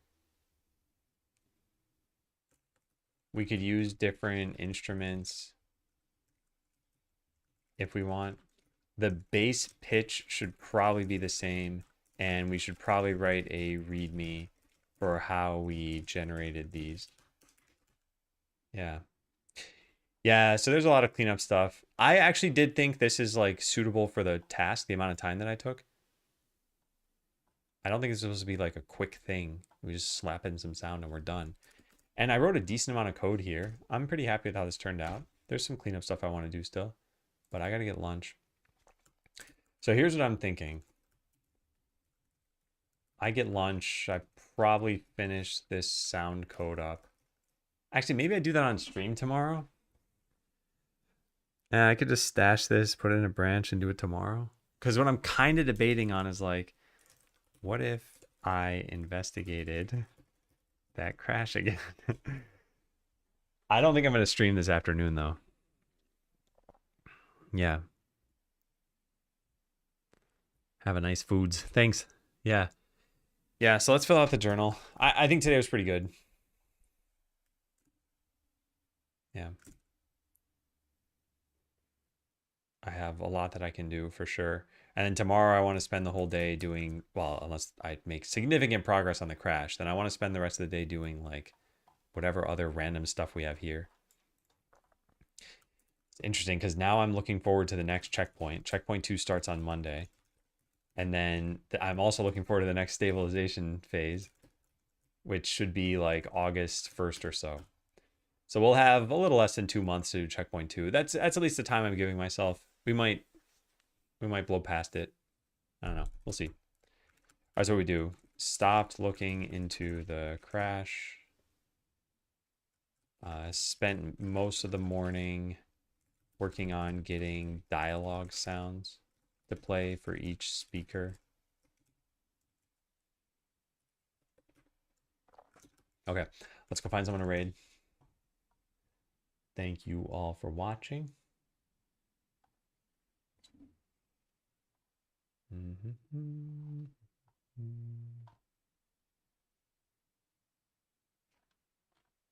Oh, hey, this Nourish raided me the other day. I want to raid them back.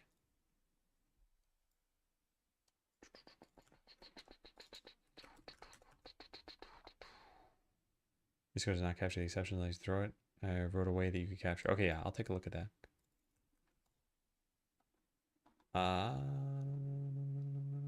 Where is it going to write? write that? All right, I'll just write this up at the top for now. Okay, yeah, I am going to rate this person. Like I said, I've not seen their stream before, but I followed them the other day. So let's go check them out and say hi. Thank you all for being here, and I'll see you tomorrow. Hopefully it'll be a full day.